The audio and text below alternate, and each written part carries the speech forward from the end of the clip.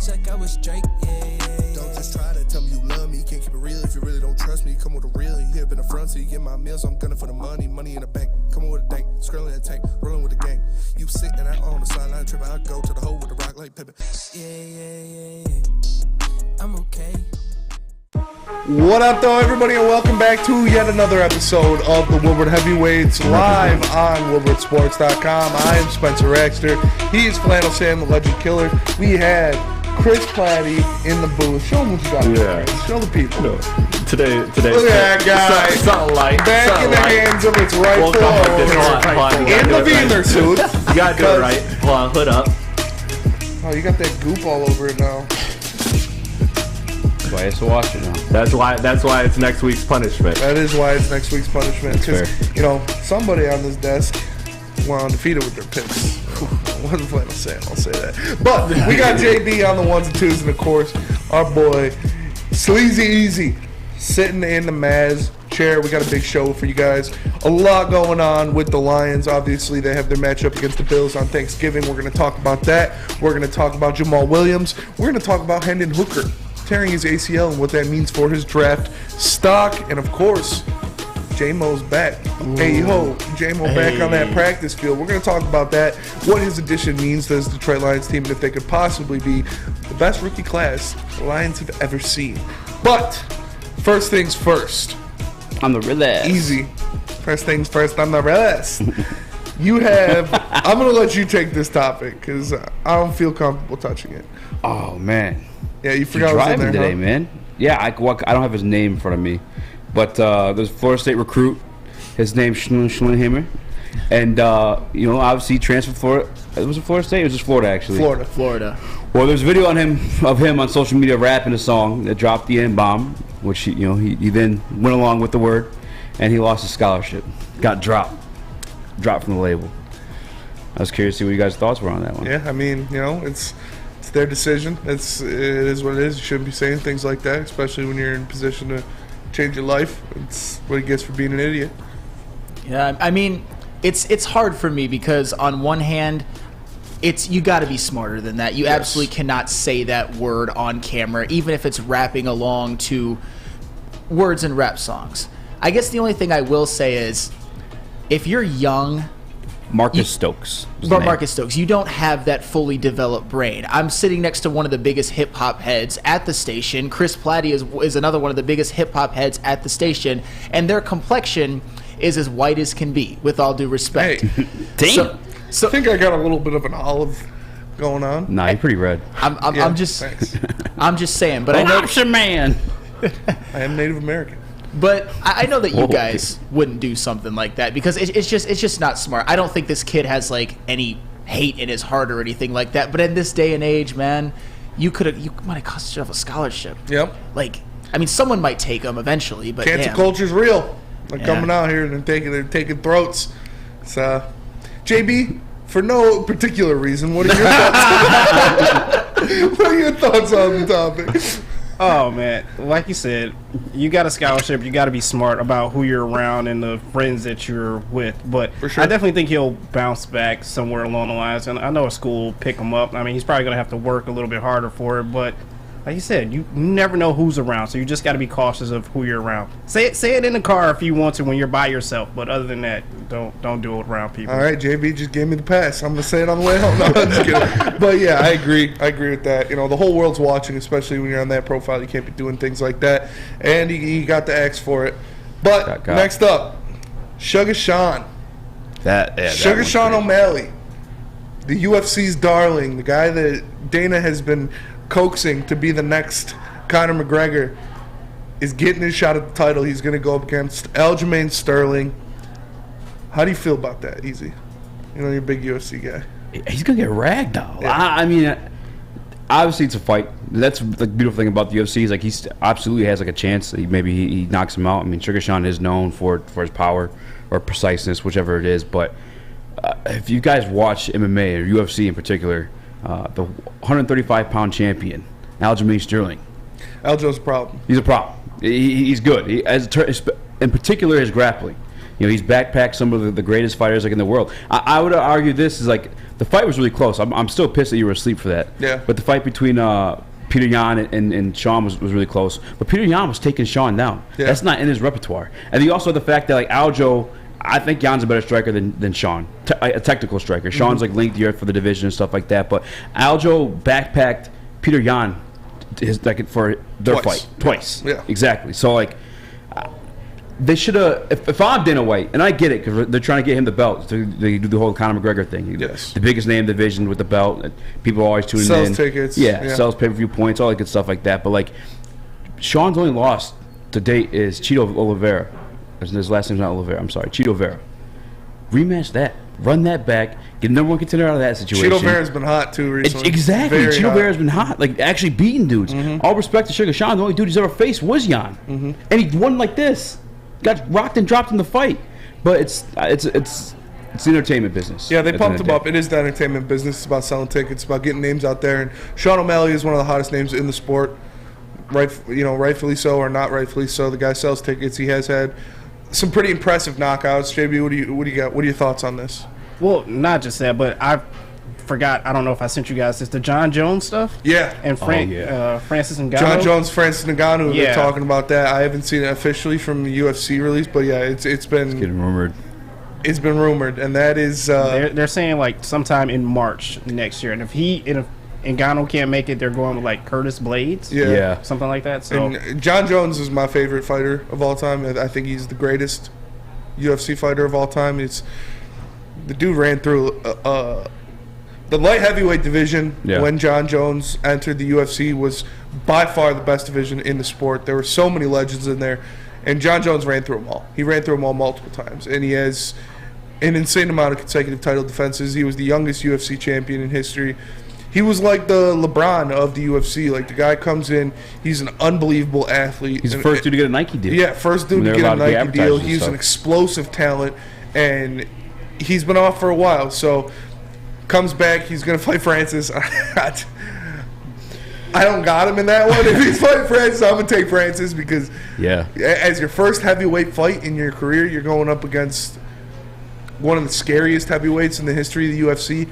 Might not end too well, but John Jones is, he's the man. I'm taking Francis too, by the way. taking Francis. Like, I know you said he's the GOAT, but like I look at his legacy. The steroids, they're just sketchy to me because you look at him post steroids, not the same dude. Almost lost to Dominic Reyes, who's like out of his way of the UFC right now.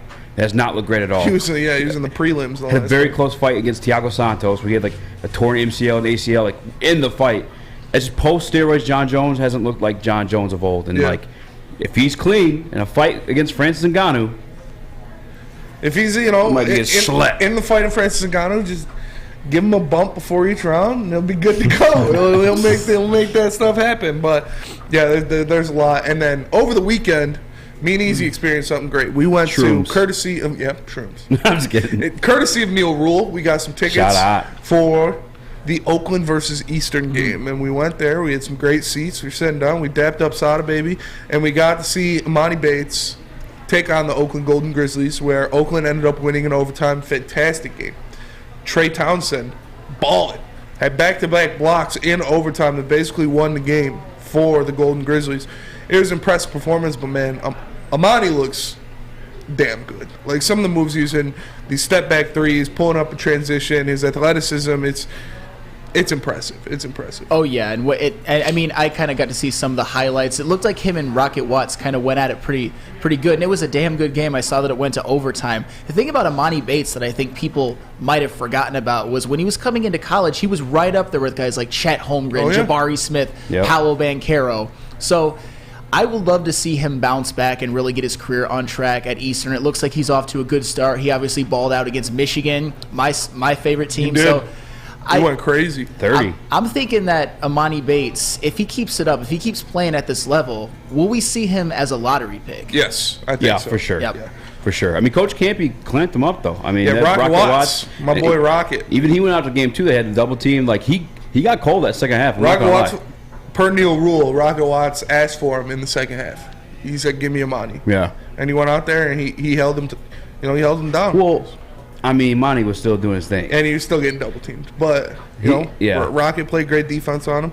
My thing after like watching him with you and Eric Woodward was with us too, and Yes, like he we had the was. conversation like he doesn't really have any moves like to the rack. It's really all like shooting. Out to perimeter stuff. Yeah, a lot of perimeter so like, stuff. who's your pro comp for? Because I still think he's a lottery pick. Yeah. At the end of the day, but like who's like I'd what a say pro like comp best for? case scenario, but you know, high upside ceiling would be like Paul George type of player. I can see that. We were talking about Jeremy Grant, but he doesn't really play enough. I like that one. He doesn't play enough defense, I Yeah. would say. And Jeremy Grant's a little bigger. Mm-hmm. But yeah, I think like ceiling, Paul George, floor, like a Kelly Oubre. What about you, Chris?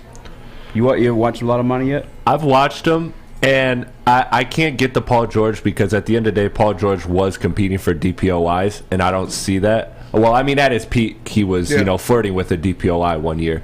So I can't give him Paul George as a ceiling, but play style, yes, like a bigger wing that can handle the ball, create his own shot, mostly on the perimeter, like you said. It's not a lot of driving to the basket. So yeah, the floor is something like a Kelly Oubre. That's a great one, just because it is somebody that if he can't create at the next level, then he will mostly be an outside shooter and the occasional attack a closeout, but really not crafty at getting to the rim. That's the key. For sure. It's, you know, we need to see a little bit more out of him, but he looked damn good out of what I saw. I'll say that for sure. And next up, Shout Townsend too. Sean Townsend, yeah. Trey Townsend. I said shout out. Oh, shout out Townsend. Trey Townsend, yeah. I said Yeah. he had like back-to-back blocks On in money. over. One was on their point guard. What was his name? The point guard they have. The Eastern Michigan. Eastern has You're that. dreaming. You think we're the gonna pull other that name out of our ass transfer. right now. Jeez, I can't remember. The big his one name. was on Amani though. Yeah. In OT. It was in the same. It was the same possession. Yeah, it he was blocked lit. the point guard. Amani got it. Amani went to go take a jumper, and he blocked him. Sada going crazy. He's talking all that jump Yeah, to the. Sada was going crazy. It was cool to see that. Sada's incredible, It man. was cool to He see. is. It was cool to Honestly. see Sada there. It was cool to see the city showing up, showing support. And yeah, dude, Amani's going to be a problem. I do think he's going to be a lottery pick. And yeah, he impressed me a lot. But everybody's favorite MILF Slayer, and I'm not talking Young Gravy. Zach Wilson got benched. He's been playing like garbage. Not good. Missing open reads. Missing open touchdowns. Not making plays. Obviously, they didn't even score a touchdown against the New England Patriots, which is, you know, neither did the Lions. But that has a lot to be said about Zach Wilson. You look at that draft and who went after Zach Wilson. And we're talking Jamar Chase, Jalen Waddle, Penei Sewell, Michael Parsons, Justin Fields. Mac Jones. Mac Jones kind of. Patrick I tried telling Surtain, you about J.C. Horn. Like, these are guys that are looking Yeesh. like potential all-stars. Great draft. Great draft. And then you got Zach Wilson, who is getting benched for either Mike White or Joe Flacco. We'll figure out what's going on there. But what does that say? 55% on the year, only 4 touchdowns and 5 interceptions. Yeesh. That's not good. No, it's not good. But let me put my Neil Rule hat on now. But guys, he wins games. He's 5-2 as a starter this year, and he only has a rookie contract cap hit. Come on, being dead serious. Zach Wilson's a bum. I can't sucks. stand him. He is the dictionary definition of why quarterback wins are not a thing. He is. The Jets are Fair. 5-2 with him as a starter, They are. but he has 4 touchdowns, 5 interceptions. Trevor Lawrence, the guy who was picked number 1, picked before him, he's actually had a pretty good year. 13 touchdowns, 6 interceptions. He's 3-7 as a starter, so obviously he's not as good as Zach Wilson. Justin Fields, a guy who was picked after him, he has 13 touchdowns, 8 interceptions, and oh, by the way, he's second in the NFC in rushing yards period with 834. Did a thing that hasn't been done since Walter Payton. Absolutely. 834. Your favorite person. Hey, shout out. 834 yards, 7 touchdowns, and he is also 3-7 as a starter. So that just makes me hate Zach Wilson even more. He's a bum. He's not a good quarterback. He has a terrible attitude. But he's a good-looking kid who bangs moms. Right, and don't get me started. I got something on that. I was going to get back to it during, after this break, but Yeah, we do have to get into the break. quarterback But position. We got one. before we get into the break, I just want to shout it out. 2027 Final Four is coming back to Detroit. Final Four is coming back to Detroit. 2027, they're going to be playing at Ford Field.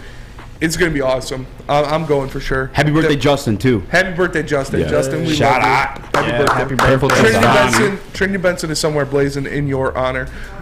What? He's blazing. Oh no, it was Oh yeah, sorry. Pimpleton. Khalil Pimpleton is There you go. blazing in your Dan honor. Campbell guy. He's Dan Campbell guy. He's blazing. But if you were upset that Khalil Pimpleton didn't make the team, kind of like Justin was, we've got the place for you. And that is SMA, or the Sports Marketing Agency. The Sports Marketing Agency helps spread awareness about mental health and substance abuse. Their new podcast, This is the S Word, helps fight the stigma about seeking help. If you or someone you know is struggling, head to thesportsma.com to get the help you deserve.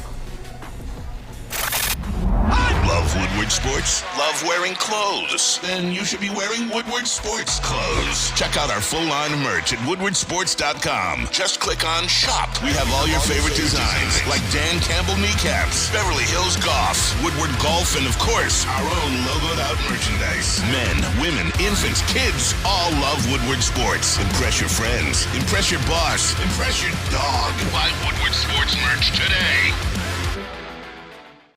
Introducing the Planet Fitness Guide to getting that post-workout glow. Step 1. What's your why? More epic energy? Better sleep? Blow off steam? Step 2. Join Planet Fitness for just $10 a month and get moving in our clean and spacious clubs. Step 3.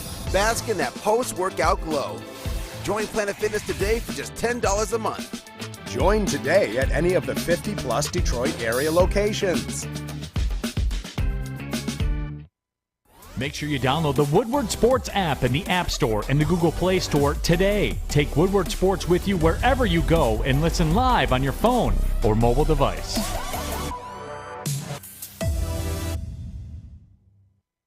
Welcome back to the Foley Warehouse in Hamtramck, the home of the original football bowling pig game called Foley. Multiple different ways you can play. They've got $12 open unlimited play and private lane reservation for $120 if you get thirsty. They got a $2 mystery beer vending machine and multiple fully loaded bars to choose from. So make sure you come check them out in Hamtramck or visit them online at FoleyWarehouse.com. Check it out. What up, though, everybody? Welcome back to the Woodward Heavyweights live on WoodwardSports.com. I'm Spencer Exter. He is Flannel Sam. We got Chris Platty in the Wiener suit, holding it down on the ones and twos. Show the people again. Hey, come on, man. It's not like, the there dread. It is. The dread. Busted it up on a Tuesday afternoon. We got JP Smooth on the ones and twos and Easy in the Maz chair. So we're definitely going to break down the Lions-Bills matchup on Thursday. We're definitely going to talk about Jamaal Williams going for that rushing touchdown record. But first things first, Easy.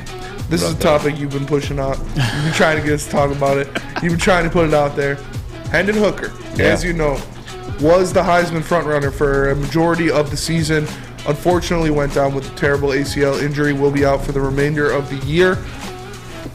Is that a sign of a Brad Holmes second-round draft pick? I want you to expand on that first, Easy.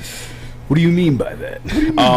No, yeah. So I obviously saw that Hendon Hooker tore his ACL, which I mean that sucks. He was already in conversations for some Detroit Lions fans if he'd come here and save the franchise, lead us to the promised land, and you know he's hurt. He's looking more like a Brad Holmes prospect in terms of like a second-round pick. I'm just saying.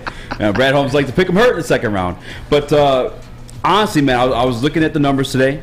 I was looking at the highlights today, and I was like, let me check these highlights because I wasn't the biggest fan of Hendon Hooker as a prospect. The guy's 24 years old, which means he's going to be like 25 by the time he's drafted. That's pretty old. I mean, Trevor Lawrence is only 23 now. And like the game I saw against Alabama, I didn't think the greatest of him. But today, after looking at numbers and then looking at the game tape against Alabama, I wouldn't be opposed to it if I'm being honest with you guys. Yeah, you look at Hendon Hooker and what he did in 13 games last year. He had 68% completion percentage, 2,945 yards, 31 touchdowns, only 3 interceptions. He added 616 yards on the ground and 5 touchdowns. So far through 11 games this year, the dude's almost at 70% completion percentage, 3,135 yards, 27 touchdowns, 2 ints, 430 yards on the ground and 5 touchdowns. So this is a guy who can get it done. Sam Flannel, what do you think of the prospect of the Lions drafting a quarterback, a 25-year-old quarterback, which he'll be when he gets drafted, coming off of an ACL injury? That's tough because, first off, I don't hate Goff as much as the heavyweights do, for the record. I don't think he's the quarterback of the future. But you're on the show, you got to hate Goff. Got to hate Goff, yeah. But I think that the Lions can win games with him and maybe even make a run this year. That being said, Hendon Hooker, when you add all of his stats together from last year and this year, 58 touchdowns, 5 interceptions. Is that good? That's good. more than an It's pretty 11 to good, 1 yeah. touchdown to interception ratio. He is 6'4" and 215 pounds. He does have a good arm. Like, he looks in a lot of ways like the prototype. But everything I'm seeing, he's going to be like a second-round pick, maybe even slip to the third with an ACL injury. And also, I didn't even mention this. In the last 2 years, 1,050 rushing yards combined and 10 touchdowns. So 68 total touchdowns, passing and running, 5 interceptions. And I think we all agree that we want someone ideally to be more mobile than the statue that is Jared Goff. Yes. I guess that would be nice. I guess the big question is, do we use one of our 5 picks in the first 65 on a quarterback who probably won't see the field for at least a year or two? Do we commit then to Jared Goff probably being the guy next year? I'd like to see how the season plays out because there's a variety of different ways it can go. It could go as high as Jared Goff leading the Lions, or at least as a starting quarterback of a playoff team, or it could do like a lot of Lions seasons as implode. I think the former is a little bit more likely, but still, I think it all depends on what they need, what pieces that they can also add around. But the good news about having all those draft picks is you might be able to take a flyer on a Hendon Hooker, because Hendon Hooker might be the guy that a lot of teams feel is the guy that got away because he's a damn good quarterback. Yeah. It's his age, it's his injury. I think that's the only thing that's scaring teams off right now. So if the Lions were to take a flyer, I wouldn't hate it at all. In fact, I'd probably be pretty excited. Yeah. Before the injury, if Hendon Hooker was 3 years younger, he would have been projected as the number 1 pick in the NFL draft. This guy is an explosive talent. He's got a rocket arm. He's very accurate. And, you know, Sam brought up a point back in the back when we were doing this prep that he couldn't beat out Sean Clifford. That was Will Levis. Oh, Will Levis. I'm Yes. sorry. Yeah. Yes. Well, he couldn't beat out Joe Milton. Joe Milton. Yes. Yes, Joe Milton. And I'm not too worried about that because you look at a guy like Joe Burrow. He couldn't beat out people. He couldn't beat out Justin Fields. He couldn't beat out other people for the Ohio State job. And then he goes to LSU and has a Heisman year. Yeah. And that's what he was. He couldn't get the job. He couldn't do what he wanted to do at West Virginia. Transfers to Tennessee. Doesn't get the starting spot over Joe Milton. But when he does, when he gets inserted into the lineup, he has Heisman-level talent. He has Heisman-level numbers. So this is a guy, like I said, if he was 3 years younger, he'd be talked about as the number 1 pick in the NFL draft. That is flat out. You look at the numbers, that's what it is. And I wouldn't be mad about the Lions taking a flyer in the second round on a guy like Hendon Hooker. We have 2 second-round picks, too, by the way. This is a TJ Hawkinson trade. Like, initially, I was, like, when I wrote this topic out, I mean, I made a tweet, and it's blown up. And I was like, damn, like, a lot of people must want him. There's like 700 likes, all that stuff like that. And I initially was thinking no, because of the age. I didn't think he was that sweet. But again, after watching a little bit of stuff today, I mean, why not? The only part of the solution is like you got to find what you're doing with Goff, because I don't necessarily want to just cut him. I'd rather trade him. And this kind of leads in, I guess, another conversation because of the situation they have over there in New York with Zach Wilson. And they feel like they got a team that's ready to win. If people truly believe in Jared Goff, like, is that a team you could probably like toss him out there as bait for? I don't know. If you're telling me we could trade Jared Goff to the Jets for what? Zach Wilson and a third-round pick? Well, you need a quarterback at that point. Hendon Hooker. He's coming off an ACL tear. He's not going to be able to play for 2 years. That's fair. Or a year. Not 2 years. He's not going to be able to play pretty much all next year. So, I don't know. If you're selling me Jared Goff, you're going to have to do some hard selling. You know, no matter who you are. You're going to have to really convince me that Jared Goff is worth it. I don't know if Rob Saleh and the New York Jets front office sees Jared Goff as that missing piece that they would want to invest in. But if they're 5-2 with Zach Wilson, I'd say Jared Goff's for sure an upgrade over that. I'd agree. Oh, for sure. I would you know what I'm agree saying? Come on. I don't give him that much. I'm just kidding. And I was a Zach Wilson guy coming out of that draft class, too. I saw some stuff that I thought I liked. That's definitely one guy. Quarterbacks are never 100%. You're hit or miss all the time. I mean, the guys who do this for a living, hit or miss. Zach Wilson was the number 2 pick. But and he bangs moms. He does bang moms. But top moms. This is a weird conversation because I'm not going to lie. Like Jared Goff, we're on a 3-game win streak. He hasn't been great in the 3 games. Didn't even throw a touchdown last time, but I'm not tripping off it. Anybody can bang a mom, but it takes skill to bang a hot mom. a hot MILF. Yeah. Because not all moms are MILFs. To be fair, we never even seen the MILF that he banged. No. I'm So sure he she's might hot. be a little bit more to credit than we're giving. No, I'm sure she's No, hot. dude. His mom's pretty hot. mom, with the friends she has are all ridiculously You gotta bad. think they're They're you know, 100. Mormons. They're all probably super rich Mormons. They gotta be hot white old ladies. But you look at that, and does that play a factor? Do you want to bring Zach Wilson into a locker room, or are you scared he's going to bang him up? If you have a mother, you shouldn't want Zach. If you have a mother, you should not want Zach Wilson as your quarterback because she's not safe. No, but there's a lot going on, and that it brings back to what we were talking about Hendon Hooker.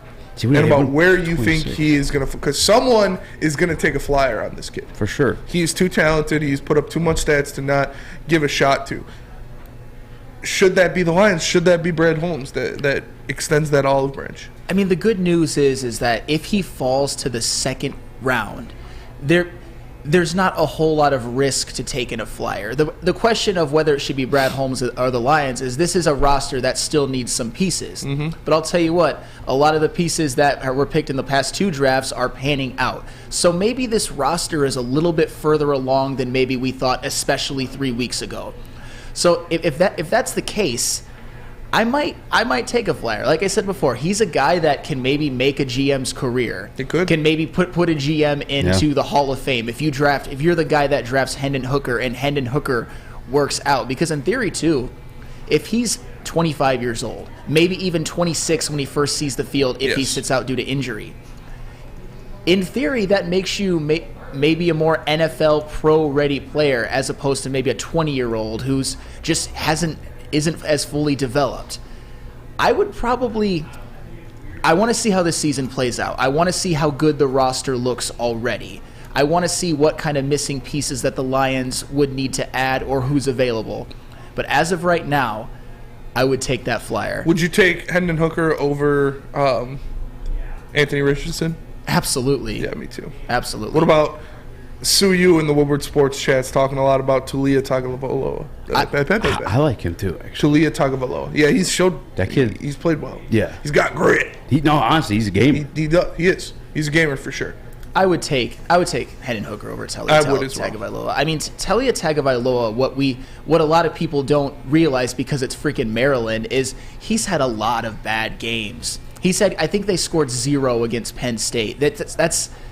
He's very inconsistent. At least Hendon Hooker, in a good offense that caters to his skill set, was put up ridiculous numbers. Like you said, he might have won the Heisman this year. He would have. He played his best game against a little old school called Alabama. Yeah, that's pretty good. That's pretty good school. Heard of him, right? Yeah, so I'm saying that Hendon Hooker against SEC defenses for 2 years has dominated, has an 11-to-1 touchdown to interception ratio, has 10 rushing touchdowns and over 500 yards per season on average on the ground. If you're going to take a flyer, you take it on a guy like Hendon Hooker. He's the perfect guy to take a flyer on, depending on if the Lions feel like they need to. I agree. What round do you think he slides to, though? I think it's late second, early third. Chris, I want you to rephrase that poll. Close out that one and put, would you rather have Will Levis at 7 or Hendon Hooker with your second rounder? But before we get into that, before you guys have the option to choose, let me tell you about Lady Jane's, because you can come into Lady Jane's for an award-winning haircut experience and register for a once-in-a-lifetime opportunity to win a down payment on your dream home up to $200,000. Lady Jane's, open 7 days a week, walk in anytime. It's wicked awesome. You have an opinion? Make sure it's seen and heard. Corner, jumper! Tweet us, hop on the YouTube chat, slide in the DMS at Woodward Sports on all social media. The Sports Marketing Agency would not be who we are without great community partners like Higuera Health and Carol Zuniga.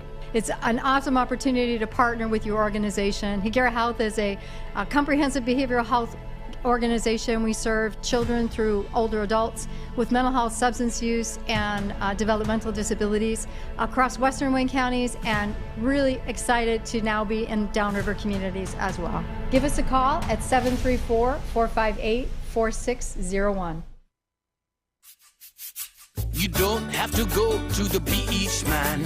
You don't have to get your butt crack full of sand. You just need a little chili peppers, man, to get that glowing beach chili peppers tan. Woo! With 26 locations in the Metro Detroit area and more coming, Chili Peppers Tanning is where you'll find the cleanest salons in the D. Join the Pepper Club for the best deals on unlimited tanning. Head to chilipepperstanning.com. You just need a little chili peppers, man.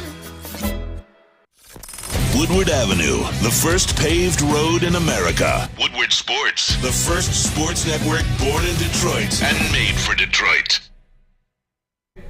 Looking to buy or sell your home? Whether you're a player or a fan, helping you buy, sell, or invest is Michael Phillips' top priority. Being in the game for 23 years makes Mike the #1 option for anyone. If you have real estate needs, call Michael Phillips at 313-403-0011. That's 313-403-0011. Mike Phillips, game on. What up, though, everybody, and welcome back to the Woodward Heavyweights. I am Spencer Exter. He's Flannel Sam. We got Chris Platty in the Wiener suit, in the Wiener booth. Yes. Looking fresh. Show it again. Come on. You know the face. Look at it.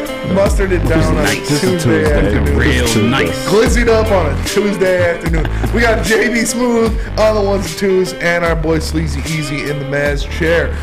So we just got done talking about Hendon Hooker, how his ACL injury affects his draft position.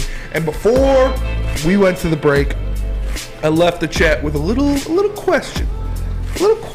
And Sam, I want to hear your thoughts on this first, because I know how you feel about this player. Would you rather have the Lions pick Will Levis with their first overall pick, whether it be 6, 7, wherever that Rams pick ends up being, or take Hendon Hooker with their second pick in the second round? If Will Levis is drafted by the Lions with a number 7 overall pick, I would burn the house down.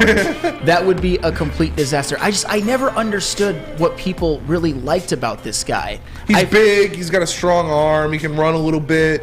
I think people give the fantasy of Josh Allen and what he did at Wyoming, maybe some Justin Herbert vibes, who Justin Herbert didn't really overperform at Oregon, although he looked better than Will Levis. A hell of a lot better. But it's the big guy, strong arm thing. He looks Josh good. Allen's such he a looks 1 in a good million, though. when you're reading his list. It looks good. No, yeah, he's got a lot of the measurables, but like Easy just said, Josh Allen to me was just a prototype. If you could build a quarterback in a lab, it would look like Josh Allen. He was more mobile, he had a stronger arm, and he was bigger. No. Yes. No. Wow. I do not endorse that. But but the thing is Will Levis, when you watch him play, he's just not that productive. Did you see how terrible he looked at home against not Alabama, Vanderbilt, freaking Vanderbilt. Oof. He was the quarterback of a Kentucky team that gave Vanderbilt their first SEC conference win since 2019. Yikes. Since before COVID was a thing. That's insane. And in that game with Will Levis, and this tells me all you need to know, against that vaunted Vanderbilt defense, 11 of 23, 109 yards, 0 touchdowns, 1 pick. And also, their running back, their very good running back, Chris Rodriguez, 18 carries, 162 yards, 2 touchdowns. So we had the running game that was giving him all the support that you could possibly imagine in a million years. A defense that held the vaunted Vanderbilt offense to 24 points. That's still good enough for a first-round top 10 quarterback like Will Levis to overcome. Yeah. And then you look at him, when he played Hendon Hooker head-to-head, it was 44-6 Tennessee, and Will Levis threw 3 picks in that game. Oof. In that game against Georgia, which is more understandable, but still kind of more comparable to an NFL sort of defense, he led the team to 6 points, which is not very good. It's not good. So to you me, need to score more than that. Normally. So to me, Will Levis, he might have all the sort of tangibles, like the height, the arm. I think a little overrated mobility. If you look at his rushing stats, it's in the negatives. I mean, sacks count against him, but still, you shouldn't be in the negatives. I don't see any production. I don't see enough tape on a guy like Will Levis to be a top 10 overall pick. To me, that is lunacy. Of course, I'd rather take Hendon Hooker with our second round draft pick. I couldn't feel more strongly about anything in the world if I tried. Take Hendon Hooker over Will Levis. I'd rather draft Hendon Hooker at 7 than Will Levis. Wow. Sheesh. That is there. A lot of people like Will Levis. I feel like Sam is like Regina George. Stop trying to make Will Levis happen. Will Levis is never going to happen. It's never going to happen. I want to like Will Levis. I want to look at Will Levis and be like, yeah, that guy could get drafted. That guy is the third quarterback off the board. You look at his height, you look at his arm strength. But it's like what Sam says, man. He blows up in big games. He doesn't do anything. He got trounced by Vanderbilt, which is unforgivable. No top 3 quarterback should be that's getting drafted should lose to Vanderbilt.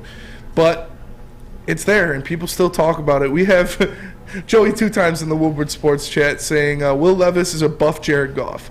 Jared Goff plus creatine equals Will Levis. He wishes he were Jared Goff, and you don't want a quarterback who wishes they were Jared Goff. I mean, especially how you guys feel about him, and obviously we know that at best he's slightly above mid.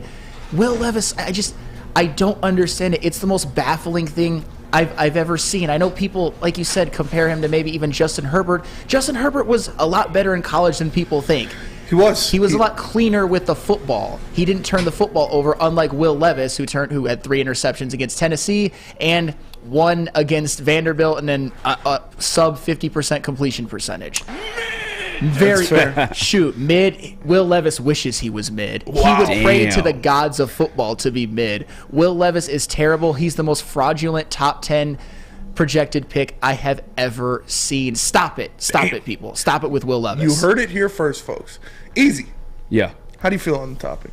I'm a Hendon Hooker guy. I mean, you got to think too, like the draft value of a second-round pick. I guess you would then lose like the 5th-year option, but to be honest with you, I don't know that a lot of teams are exercising that on their quarterbacks. I feel like they're usually re-signed at that point. I think it happened just recently with Kyler Murray too. I'm with the second-round pick situation. I mean, you're going to be paying them less money. You're still able to get your 2 first-round picks this year and add that to the defense. Like that's the part that we all, as a town, have agreed. More important than maybe even the quarterback position is the defense. Maybe not. I get it's a discussion to be had. And either way, Levis or Hendon Hooker, I mean, I still think you're dealing with Goff for like the majority of next year, whether at some point you bench him or maybe he gets traded. But yeah, give me Hendon Hooker. I think he just looks better. I haven't watched I watch a highlights, but that's just not fair. I'm not assessing a guy off of highlights. I hate like speaking on things like for certain if I haven't watched like actual tape on him. I'll make sure to do it on Will Levis, but from what I've seen, it's just not. No. So everybody in the Woodward Sports chat saying no Levis, no Hooker. What are you going to do then? Are you comfortable with Jared Goff being this quarterback for the future? That's the new poll. Are you comfortable with Jared Goff going forwards? Because we're not going to get C.J. Stroud. We're not going to get Bryce Young. They will be taken before the Lions draft, unless the Rams literally fall off of a cliff and don't win a game for the rest of the year, and somehow the Houston Texans sneak out 2 wins. It's not going to happen. So unless you're comfortable with, I saw someone in the Woodward Sports chat say, do what the 49ers did and trade a bunch of picks to move up 5 spots. That's only to pick 3. That was only to pick 3. You will not get Bryce Young. You will not get C.J. Stroud.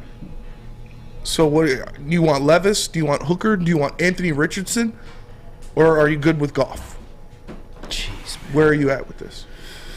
I don't understand. Everybody, Caleb Williams. Do you think the Detroit Lions will have the number 1 pick next year? Oh, dear God. Is that what you think? Do you think this Detroit Lions team will have the worst record in the NFL in 2023? No? Then we're not getting Caleb Williams. He's going to be the number 1 pick. Like it's not going to happen. Obviously, I want it to happen. He's the best quarterback in football, but he doesn't come out this year. He comes out next year, and when he comes out, he's going to be the number 1 pick in the NFL. Well, if you did go the Hendon Hooker route, Jared Goff then becomes expendable, an asset, if you will, because you could trade him. You pick up the Jets. I'm not guaranteeing like you can trade Jared Goff, but like a team like the Jets, I mean, you have to. I think we all agree Jared Goff is an upgrade over Zach Wilson. If you pick up the phone, you make that trade, you're more than likely to start a backup quarterback all season. Maybe you do land. No. In a top 3 slot. I don't think so. I think. But that's a scenario where you would. Yeah, but I don't even think that would happen. I think the way this team has progressed and what they've shown us so far, that even with a backup quarterback next year, they won't be the number 1 pick, draft pick in the NFL. No, absolutely not. If they somehow get the number 1 pick in the number 1 overall pick in the draft, they will have had to have imploded so bad that I can't even see it. Just with all the roster upgrades they made, those players are going to come back for another year, still be under rookie contracts. It's a question you have to ask. Are you comfortable with Goff, or do you take a flyer? I think a lot of it depends on if this Lions team, how far they go. If somehow they win 8 or 9 games, which Jared Goff on a better roster has proved he can lead a team to. I mean, even as far as the Super Bowl, even though he didn't lead them to it, but he was the starting quarterback. Mm-hmm. That's the question you have to ask. We haven't seen him do it on the Lions. We saw them at 3-13-1 last year, and they're 4-6. So I know you guys are done no matter what. I think a lot of people have the thought process of, let's see how this season plays out. If they somehow are able to sneak together 8-9, I'll just say 8-9. I won't go one step further, but 8 or 9 wins, it will have proven that this roster was upgraded so far and the coaching has elevated them so far above last year that maybe you can win a playoff game, get to the playoffs with Jared Goff. Hell, maybe get to a conference championship game with them. And I think it all depends on how far you upgrade the roster. I'm not worried about that. I'm not worried about winning a playoff game. I'm not worried about winning the division, getting to the playoffs, doing things like that. I'm worried about winning Super Bowls. That's fair. And setting this team up for the future to win Super Bowls. And you will not win a Super Bowl with Jared Goff as your quarterback. And I agree with proven that. fact. I agree with that. So I guess by extension, why not take a shot on Hendon Hooker? But do not use your your first round pick on Will Levis under any circumstances. I do not think they should draft Levis. I think they should get, hopefully Carter is available there. Sure. And they can get him, or best defender on the board, and then another defender in the first round, and then flirt with a quarterback, whether that be Hendon Hooker, Anthony Richardson, whoever that is in the second round. The only thing I will say about that is Hendon Hooker is a risk. Say he doesn't pan out. You better hope that all of the rest of the picks are good. Mm-hmm. But what have we seen out of Brad Holmes? He's a GM that I think we all in this room actually trust right now to make good picks, because he has made more good picks in his first 2 drafts than pretty much every GM that I can remember in my recent memory. So at the end of the day, in Brad Holmes we trust. It's an interesting conversation about Hendon Hooker, and I'm glad we were able to have it on this show, because I value the opinions of people who don't like Goff, and then there's me, who's kind of, the wheels are churning in real time. Mm-hmm. I don't hate it. I don't hate it either. I think you take Hooker, you could do both. Move on forward with Goff and sit Hooker till he's healthy. Yes, I agree. But we will talk about, you just mentioned Brad Holmes' drafting ability. We're going to talk about that right after this break. But first, tell us about Moneyball. Yeah, but not the baseball movie in 2011 about the Oakland A's, which I love. We're talking about movie. Moneyball Sportswear. Whether you want hell yeah, he is. Whether you want the latest look at athletic apparel or need new uniforms for your team, Moneyball has it all. Stop in Moneyball showroom in Southfield and experience the only way to ball. Or visit moneyballsportswear.com. Join Woodward Sports' own Braylon Edwards on Black Friday from 11 a.m. to 12 p.m. and you can win Lions or Pistons tickets plus store-wide sale up to 50% off. Moneyball. It's the only way to ball.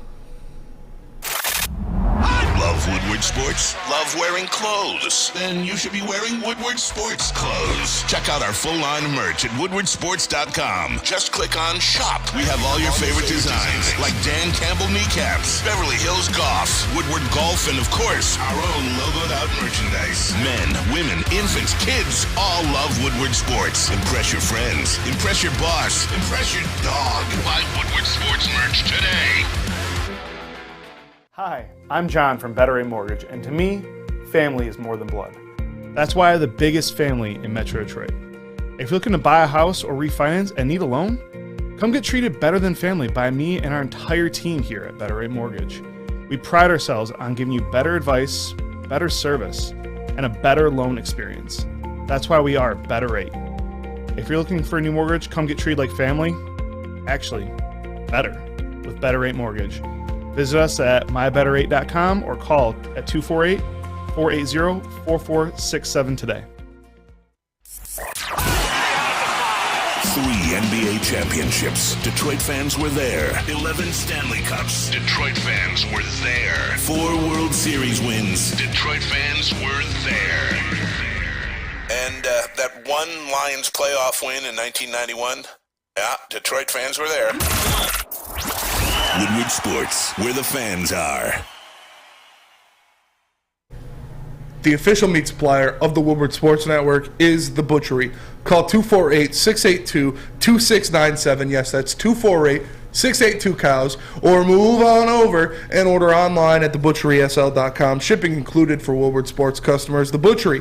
Meats, eats, and treats. Sandwiches to die for. Wagyu meats and artisan breads inspired by the legend Chef Dave. Only the best of the best for our meat-loving customers. An old-school butcher shop from a new-school perspective. Like I say, who do you trust with your meat? Trust the Butchery and the heavyweights with your meat, because we know how to handle it, all right? Check out The Butchery at thebutcherysl.com. Can I say something real quick? I just want to bring up a comment from the Woodward Sports chat. Oh, you still doing the read? I apologize. That's my bad. But Dr. Detroit said this is like the closest the Lions are going to have another opportunity to drafting a quarterback. Yes. If we're going to continue on this trajectory. I agree. Which is another good point. And that is a very good point by Dr. Detroit. But what up, though, everybody, and welcome back to the Woodward Heavyweights. I am Spencer Axter. He is Sam Flannel. We got the Glizzy himself, Chris Platty, in the TD booth, JV Smooth on the ones and twos, and our boy Speak Easy in the Maz chair. We are live on WoodwardSports.com and only on WoodwardSports.com, so make sure you tap it out, share the stream, tell your friends, and hit that like button. We just got done talking about what Brad Holmes would do in this draft, what we think he will do in this draft, especially revolving around the curious case of Hendon Hooker. No, he's not aging in reverse. I wish he was, because he's going to be 25 when he gets drafted. But still a curious case. That leads us into our next topic. I see what you did there. Jameson Williams is possibly returning. Probably not Thursday, but more than likely against the Jaguars. He's back in practice. He's playing. Jameson Williams, we know his potential. We know that he can be one of the most explosive players in the NFL when healthy. He has that 0 to 60 speed. He has that explosive gene that you can't teach, that knack to find a seam in the defense and take a 7-yard screen into the end zone. If Jameson Williams comes back and produces to the level that Lions fans expect, will this be the best draft class in Lions history? You look at it, obviously there are top-loaded drafts. Ones with Calvin Johnson, ones with Barry Sanders, ones with even Matthew Stafford and Ndamukong Suh. But this draft class, pound for pound, you're looking at it.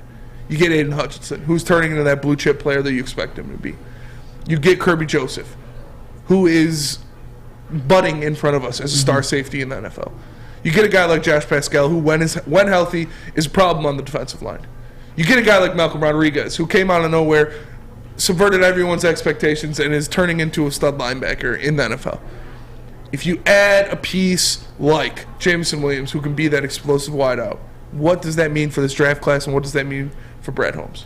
If Jameson Williams pans out to the level that we think he can, and by Jameson Williams panning out as a first-round pick, number 13 overall, that would mean superstar. I mean, best receiver in the draft. 100%. It would absolutely be the best draft class in Detroit Lions history, hands down. And here's why. Aiden Hutchinson, we already know he can play. He leads all rookies in sacks. Malcolm Rodriguez is 6th in the NFL rookie ranking in tackles. We already know that he can play. And another caveat about that is that Malcolm Rodriguez has played less games than everybody above him. Kerby Joseph, we already know that he can play. He's forced 5 turnovers. He's 2nd among rookies in interceptions and 2nd among rookies in forced fumbles. Those are all 3 guys that we know can play. They're not busts. And then you look at a guy like Josh Pascal. I'm not going to say that I know he can play yet, but he's shown a lot of promise. When he was in the game, he showed some flashes. Yes, so he could absolutely be another guy that pans out. But Jameson Williams, if he gives this Lions offense that explosive element, becomes that 1,000-yard receiver that actually makes those like 70-yard touchdown catches that can take a slant pass and go the distance, this would 100% be the best draft class in Detroit Lions history. And I know there's a lot of recency bias to that. There have been some good ones with Calvin, ones with Barry, ones with Ndamukong Suh, but those were all kind of top-heavy draft classes. You got the one at 09 with Matthew Stafford, and then you got Louis Delmas, DeAndre Levy, Brandon Pettigrew. Good, but not great. Good, but not great. 88, you have Spielman, and who else was a Spielman? Benny Blades. Spielman was a damn good linebacker, yes. One of the best in Detroit Lions history. Probably the best. I would say so as well. Let me see another one. Oh, You know, another good one, which bodes very well for the future. What about last year? Yep. Penei Sewell, Amon-Ra St. Brown. I think we all know that they are stars. And then you look at Aleem McNeil. Look at what he just did last week. 10 pressures. 10 pressures. Most by a player ever over 320 pounds. Shout out. He was dominant. Absolutely dominant. He had a game. You know who he reminded me of that game? Chris Jones. For one game. Wow. I get it. It's one game. But overall, he has been, I would say, a solid defender for the most part, and then showed he can be dominant. And then I think it all depends on Derek Barnes. Is Derek Barnes an actual player? He showed that he could be dominant for a game, and he's been very, very good since. But I guess the overall point is that 2022, it already, even without Jamison Williams, you got 3 for sure ballers. Josh Pascal is a maybe. James Mitchell is a maybe. But if you include Jamison Williams, the guy that I believe has the highest upside out of any guys drafted, including Aiden Hutchinson, good God Almighty. This could be... Good God Almighty. Good gosh almighty. This could be the greatest draft class in Detroit Lions history. I think it is trending in that direction. If Lions fans, if Jameson Williams could go out there and be that best receiver in the draft, which is what he would have been projected as if he wasn't injured, he would have been the number 1 receiver off the board, no doubt in my mind. Then yeah, it's hard for me to say that this wouldn't be the best draft in a long time. Obviously, it's still early. We need to see how their careers progress, but Aiden Hutchinson looks like he is that blue chip face of the defense player. Malcolm Rodriguez looks like he can be a good linebacker to great linebacker in this NFL. Kerby Joseph looks like he is him. Yes. Looks like he is a ball hawk back there. Looks like he is a guy that you can put in your secondary and pencil in, 8 turnovers at least per season. This guy looks special. If Jameson Williams can be Timothy Turner, if Jameson Williams can be that explosive talent to stretch the field, to stretch it, and be the guy to go out there and play that kind of ball, it'd be hard to say no. Easy, what are your thoughts on the topic? I agree. And it may be too early to say this a little bit because it's pretty early. Yeah, because we went, I think it's before we were even on the network. We looked at some of the draft classes that I can't think of his name. Bob Quinn had. Yes. And I'm like, they're not bad. They're not bad. They weren't this. Yeah. No. But like 100%, yeah. The only one in comparison, there's 2 of them in comparison in my mind, I should say. And I'm discounting the ones that are top heavy because if it's just 1 or 2 guys, you're just not really in the conversation. Sure. But 2013, Detroit Lions drafted Ziggy Ansah, which say what you want about his the longevity of his career. Like while he was here, ball. He was good. Dude played really well as a Detroit Lion. Darius Slay was in that same draft class. Larry Warford was part of that one as well. Those are 3 names. Larry Warford went on to be Pro Bowl with the Saints. Yeah. You saw it with us. He was a starter. And then the only other one really I feel comfortable bringing up, I guess maybe Kuda Swift and Jordan Jackson out of 2020. That's a Bob Quinn class though. But last year, yeah, Penny, McNeil, St. Brown, Barnes is coming on now too. Ozarike. Well, say that one. You can't all be 10s. Yes, you can't all bat 1,000. 1,000. Yeah. That's fair. But this class, you gotta hit a 5 every now and then to appreciate the 10.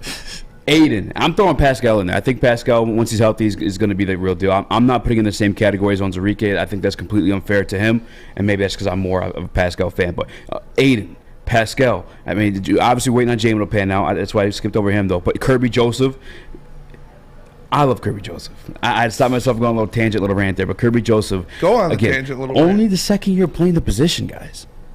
And before the show even started, you and I, Flannel saying, we're back to looking for the odds for him for Defensive Rookie of the Year.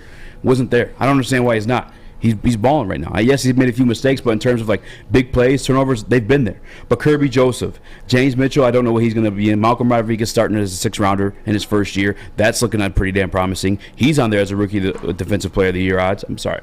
Rookie of the Year odds, Defensive Rookie of the Year odds. James Houston, Chase Lucas, we don't count those guys, but that's 5 guys out of that draft class that ended up starters for your team and contributing. This is the first 3-win streak we've been on since 2017. 2022 is probably in the league for the best Detroit Lions draft class of all time. It sounds crazy to say because the season's not even over. It is for sure projecting that way. Obviously, the season's not over. Obviously, the careers of these players are just starting, so you never know what's going to happen. You never know if you got a one-hit wonder. But it's tough for me to say the way they are projecting, the way they are playing already into their seasons, it is impressive. It is fun to watch, and these guys are ballers. And if Jameson Williams can come in here, that would be insane. Oh, my goodness. I don't even want to say it. Next year's draft class could be better. 2 first-round picks, 2 second-round picks. You get 4 starters out of that. Hendon Hooker, your future quarterback. Future NFL MVP. That comment by Dr. Detroit really got me thinking, like, damn, this really might be, for real, our only opportunity to grab a guy of the future. It is. Like, I understand Goff looks fine now. We're winning games now, but I truly don't believe you're winning a Super Bowl with Jared Goff. And you're not. Statistically, if you're paying a quarterback over 12% of your salary cap, it's just never going to work out. It just hasn't. Throughout the history of the NFL. It just had never. Never. So get a guy on a rookie deal, the extra money, you build towards your team. Hell, I don't know.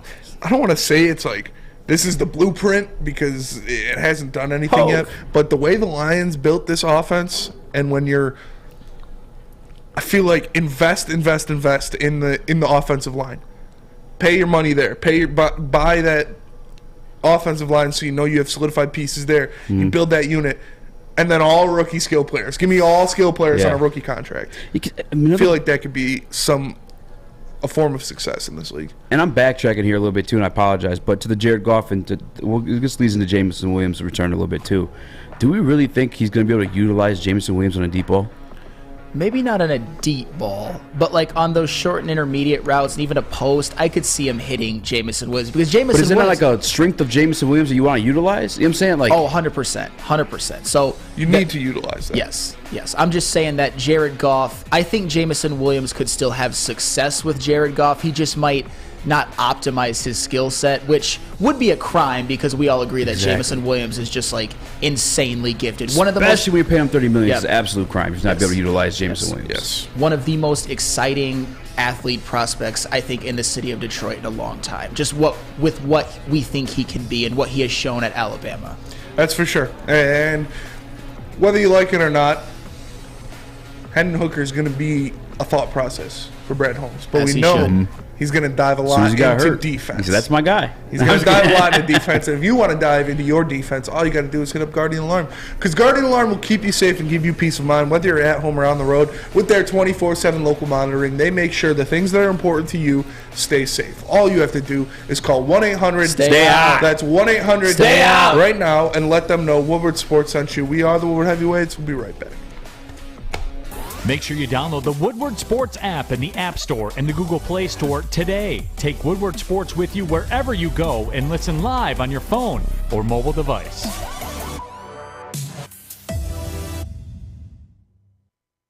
Introducing the Planet Fitness Guide to getting that post-workout glow. Step 1. What's your why? More epic energy? Better sleep? Blow off steam? Step 2. Join Planet Fitness for just $10 a month and get moving in our clean and spacious clubs. Step 3. Bask in that post-workout glow. Join Planet Fitness today for just $10 a month. Join today at any of the 50-plus Detroit area locations. It's a great day to get some Centron in your life. Okay. There it is. Centron, here we go. Gotta grab the cranberry. Oh wait, it's 2 for $4. Gotta double up with the classic as well. Centron World, baby. Centron, available at select Kroger's, and if you wanna know how, go to @CentronWorld.com. You get dope like me. You know what? Why wait?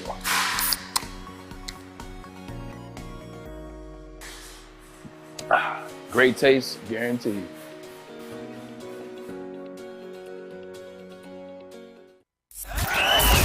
We are the network for Detroit by Detroiters. Welcome to the Woodward Sports Network. Look at this guy. Look at this guy. Look at this guy. Who is that? I don't know who the hell that is. But that is actually Ryan Armani. And that is before he got hooked up with Custom Health Centers. So, if you want to lose weight like that, he's already down 15 pounds. He did it just like that. Easy as cake. Well, not cake, but easy as something else. Because Ryan Armani looks a whole hell of a lot better now. He's healthier. He feels better. And it's all thanks to Custom Health Centers. If you want help with your weight loss, you can go to Custom Health Centers. Call them today at 844-789-8446. That's 844-789-THIN. What up, though, everybody, and welcome back to another episode of the Woodward Heavyweights live on WoodwardSports.com. I'm Spencer Axter. He is Sam Flannel. We got Chris Gliz in the TD booth and JB Smooth on the ones and twos, and of course, our boy Easy in the Maz chair. We just got done talking about Brad Holmes and his expertise, which is drafting players, making things work, grabbing great talent in the NFL draft. But he's also pretty good at acknowledging talent when it's there. He's also pretty good at putting the right guy in the right situation. And so far, he's been putting Justin Jackson in a lot of situations that we normally see DeAndre Swift in. Over the past couple games, we'll go back 3 games, the Lions' 3-game win streak. Against the Packers, Justin Jackson had 4 rushes for 27 yards. DeAndre Swift, 2 rushes for 10 yards. Although DeAndre Swift did have 3 catches for 40 yards. In the Bears game, Justin Jackson, 4 carries for 14 yards, 2 catches for 14 yards. DeAndre Swift, 6 carries for 6 yards, 1 catch for 6 yards. And most recently against the Giants, Justin Jackson, 9 carries for 66 yards, 1 catch for 11 yards. DeAndre Swift, 5 carries for 20 yards, 3 catches for 12 yards. So is Justin Jackson kind of usurping DeAndre Swift's role in this offense? Do you think DeAndre Swift's still dealing with the injury? He just doesn't have it anymore. What is going on with this Lions backfield outside of Jamaal Williams? It's tough. I don't know if I've ever done as quick of a 180 on DeAndre Swift as I have on any other person, because before the year I picked him to lead the NFC in rushing. Obviously that's not going to happen. That was never going to happen because DeAndre Swift just can't stay healthy. And right now, I honestly don't want to see him get any carries. He has not looked good running the football. He looks lost. He looks unconfident. He looks like he's scared of getting hurt every time he's out there, honestly. He's not making the right reads. He's not hitting the holes. And Justin Jackson in the last 3 games, all those numbers add up to 17 carries for 107 yards in the last 3 games. I think everybody would take that as out of an RB2 for a 3-game stretch any day of the week.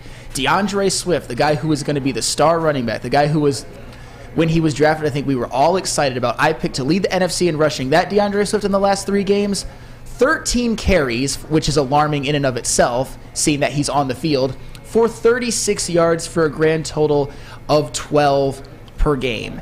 At this point, DeAndre Swift is playing his way out of this offense, and it's sad to see, because on one hand, DeAndre Swift has not played well at all. He has honestly been a ghost out there. He hasn't even really made that big of an impact catching the football. But on the other hand, I think if they want to reach their maximum potential, like for instance, beat Buffalo on Thursday, it would be really helpful if DeAndre Swift can do what he does best, do what he's done at the beginning of the year, and just make that one explosive play, something that Jamaal Williams isn't capable of, something that Justin Jackson isn't as capable of. But I haven't seen it in so long. So it's been so long. It's been so long. And I haven't seen you run for more than 20 yards. That's in a game. In a game. In a game. He's like, I don't understand, why is he even out there? He's not getting any carries. Yes. If you can't, is he still hurt? If he is, then don't play him. I mean, it's tough. It's a tough question to ask. It seems like he is tentative when he's running the ball out there. It seems like he's not reading his blocks correctly. Oh. He's hitting the wrong hole. He's doing things that we haven't seen, because at the beginning of the season, he looked so good. Oh. Like you said, he was busting off crazy plays. He was making those big splash plays in the offense, something this offense desperately needs. Yes. And it was impressive to watch, but since that injury, since he's come back, I haven't seen the same DeAndre Swift. I haven't seen the same kind of explosiveness out on that field. I think he's a better player than Justin Jackson. Don't get me wrong, but Justin Jackson is producing in the opportunities given to him, and DeAndre Swift isn't. Easy. How do you feel about this? Justin Jackson looked like RB2 in the last game. And I was looking at the stats too. DeAndre Swift somehow had 20 yards still. I don't know how it didn't seem like it, but I don't want to bash on him though. That's the one thing. I don't want to bash on him. Is he RB2? Is he possibly RB3? 100% sure. You have to admit at this point. And he's not healthy, though. when healthy, I think we saw what he's capable of doing, especially in the passing game more than anything. I think he's extremely dangerous out there. But until he's healthy, man, we just got to deal with what we're given. Jamaal Williams, as much as I love him running the football, I mean, he's league leading 12 touchdowns. And I'm talking about across from wide receivers, tight ends, and running backs. 12 touchdowns leading the league. I'm cool with that. He's a goal line back. But ultimately, the Detroit Lions are running through a committee. And they can do that. We can afford to do that. We have one of the best offensive lines in football. I'd say top 5 for sure. The only one I for sure say is above us is maybe... Smoking on top 5. Yeah, maybe the Eagles. That's the only one I'm really putting above us. But, like, he's still explosive in moments. Even though, like post-injury, he still had moments where he's taking the ball to the goal line, off that one catch I think he had. I don't remember what game it was. Maybe it was Miami. He had a good run against Chicago. He had a touchdown against Chicago, which was kind of a gimme. I think that same situation last week against New York too. But it's just part of the committee now, man. It is what it is. I mean, he was a second-round pick. He's productive when healthy, but we just got to accept it for what it is. There's no point in bashing him, I guess, is my take. My point in it. Yeah, it's tough. It is really tough. It sucks to see because the guy was an explosive talent. We saw it. We've seen it. But if he continues to play like this, he's going to continue to play himself off the roster and further down the depth chart.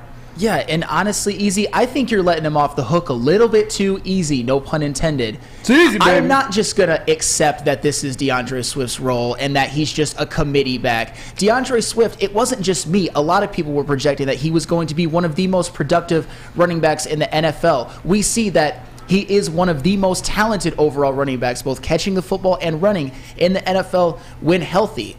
And he cannot stay healthy. And that is one of the biggest, if you can't, you might as well not even be on the team. I don't care that he has one play in a game where he might break off a 9-yard touchdown run against the Chicago. Does he like would he want his cookie in the form of chocolate chip or peanut butter or oatmeal raisin? Come on.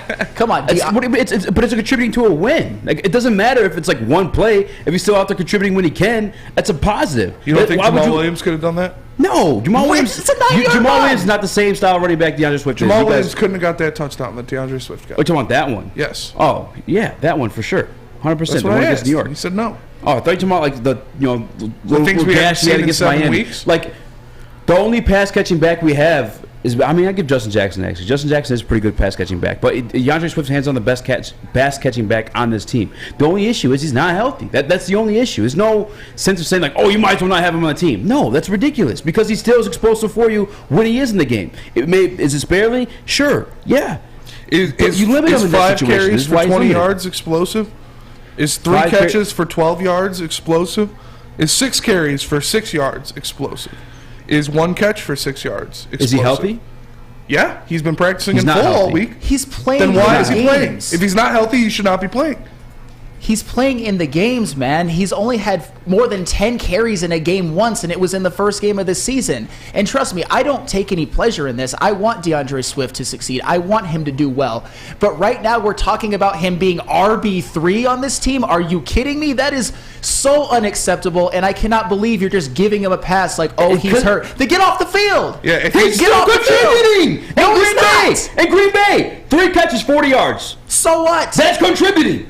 Like, he's still a threat out there when he's on the field regardless no matter what. Like, he's allowed to be on the team. If you're sitting DeAndre Swift and he's still capable of giving you 40 yards on 3 catches, you're an idiot. If you're injured, you're an absolute idiot. If you're injured, you shouldn't They're play. all injured. Newsflash. They're all injured. They're all hurt. Okay, so where is everyone else's excuses? Where is everyone else's gimme? If you're getting into DeAndre Swift, it's not an excuse. It's the reality of the situation. But you're saying that everyone is injured. I get it that nobody's 100%. Everyone's hurt. But DeAndre Swift is a hell of a lot more injured more often than a lot of the players. And in that same, and that's true. But he still contributes when he can. So we're okay with him being a lesser version of Theo Riddick at this point. Of Theo freaking Riddick. Because in that same Packers game, he had 2 carries for 10 yards. 2 carries. 2. That is literally and worse. 3 catches for 40 yards as well. So what? That is a worse. And the other 2 Theo games game. he had against the Bears, 6 carries for 6 yards and 1 catch for 6 yards. Against the Giants, 5 carries for 20 yards, 3 catches for 12 yards. So if the explosion is there, I want to see it. I want to see these plays being made. In 3 catches, you should have more than 12 yards. In 5 carries, you should have more than 20 yards. In 6 carries, you should have more than 6 yards. If you can't get it done and you're injured, you shouldn't be playing. You should be resting up and getting healthy.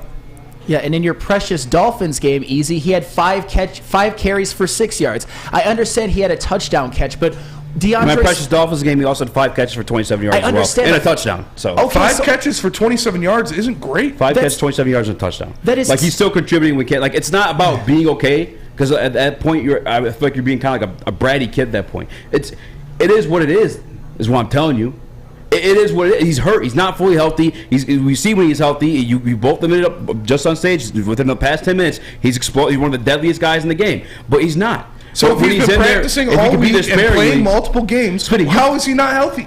You're not healthy. What do you mean? You're never going to be. He's not healthy. I don't. Then why is he playing? What do you want to wave him? Then why is he playing? If he's not healthy and can't perform, because he's still healthy enough to produce. Because he has. He hasn't. He has. How? 6 carries for 6 yards. I'm looking at right here. 5 receptions, 27 yards, a touchdown. A touchdown, 6 points. Is that DeAndre Swift? Helps win a game, don't it? You don't think another player could come in and do that? No. Jamal Williams is not catching the football. We see him drop the football multiple times. Jamal Williams is not a receiving back. He's a running back. He's a short yardage back.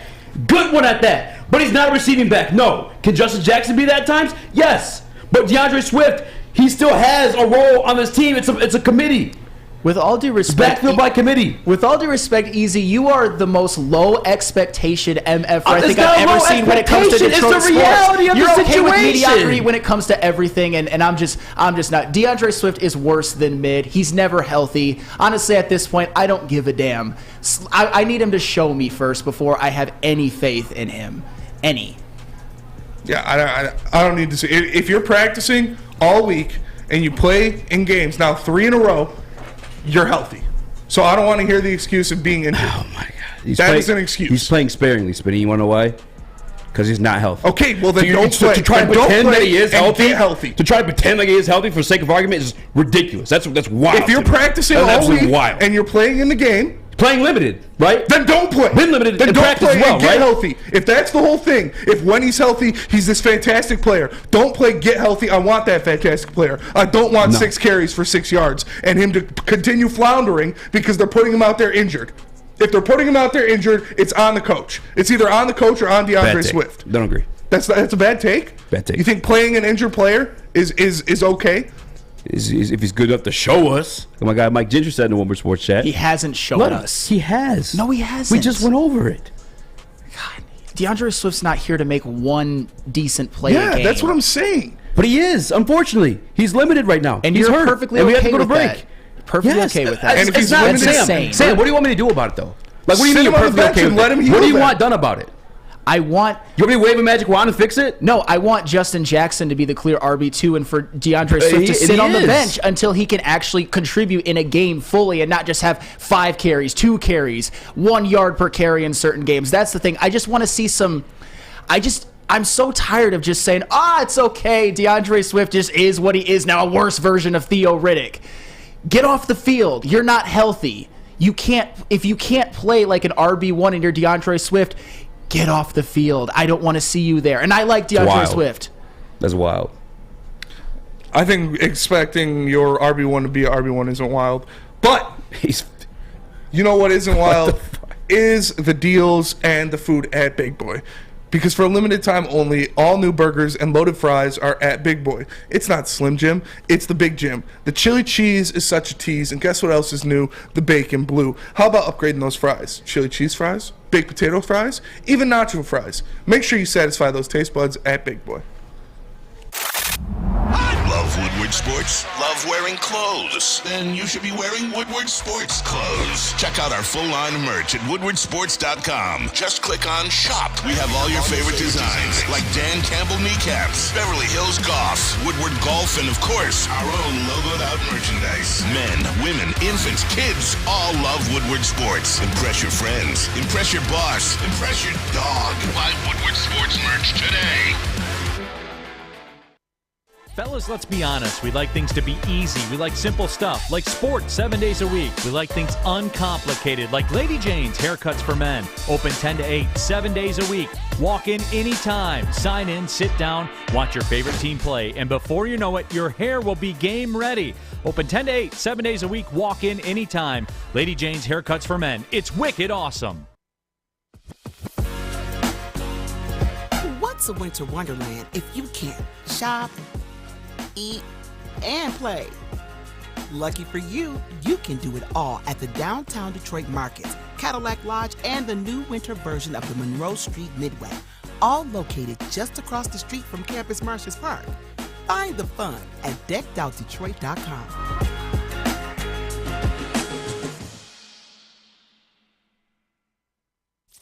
Have an opinion? Make sure it's seen and heard. Corner jumper. Tweet us. Hop on the YouTube chat. Slide in the DMS at Woodward Sports on all social media. Chili Peppers Tanning's where you'll find the cleanest salons in the D. Spotless, sanitized rooms with trained and certified tanning professionals. Join the Pepper Club. They got all the best deals. They'll be all competitors by $5. $5. Don't forget to pick up Australian Gold, Designer Skin, Caltan, and Swedish Beauty Lotions. And you can ask for the hot dog, the glizzy.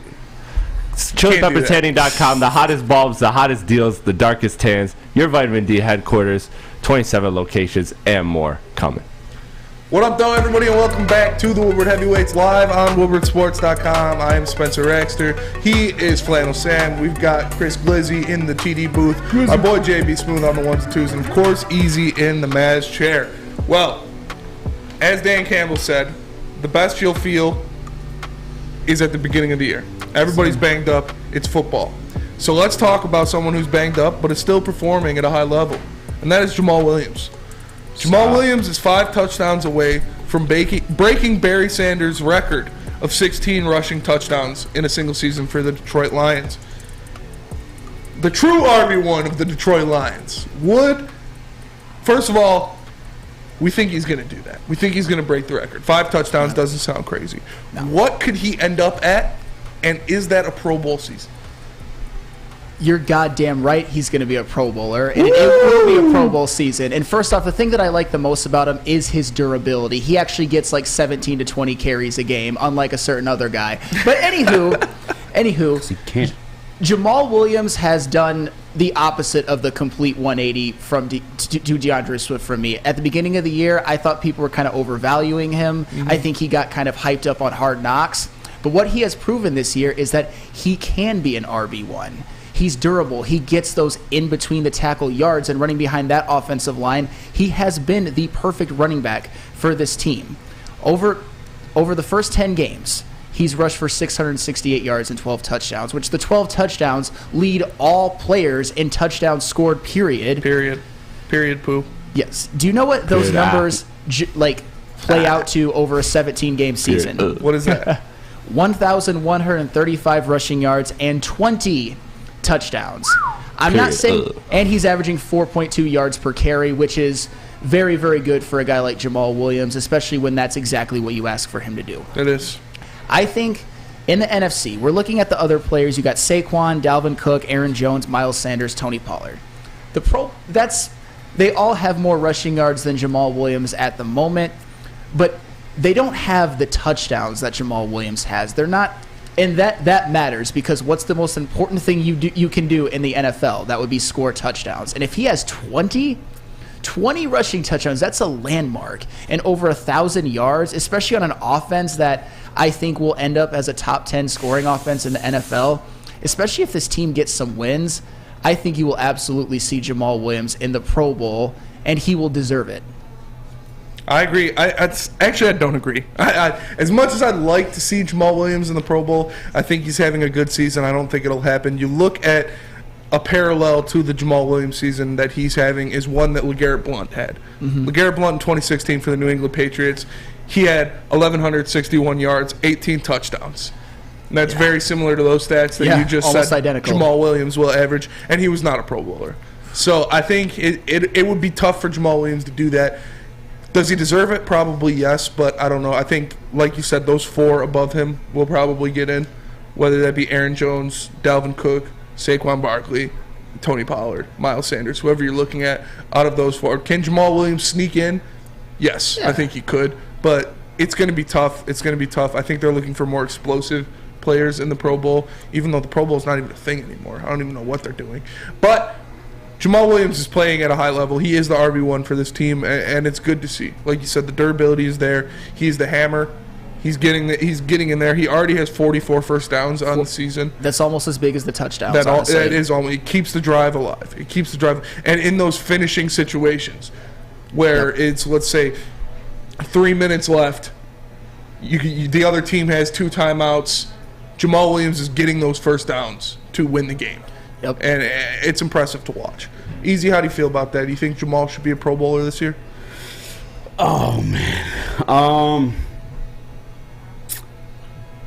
You went over the numbers who's got the Patriots for a while? LeGarrette Blount. 299 carries, 1,161 yards, 18 touchdowns, 68 first downs, 72 yards per game. As of right now, Jamaal has 159 carries, 668 yards, 12 touchdowns, and 44 first downs, averaging 67 yards per game. And he didn't make the Pro Bowl? LeGarrette did not, no. I appreciate what Jamaal's doing. I don't want to discredit that at all. But, no. If we're being honest, Jamaal's been a career backup. It's not a bad thing. Like, he's used sparingly for what he's good at. He's a short yardage back. Exactly. Like, even now, I mean, look at the rushing numbers now. They're not in comparison. In terms of like yards or whatever, I doubt they're in comparison with the top 5 that you just mentioned that would make the Pro Bowl roster over him. But the question I do have, knowing that he is kind of limited in that role, that's why you would have a DeAndre Swift on the field and passing downs, because Jamaal's not that type of running back, by the way. But he's a free agent this year. He is killing it for us.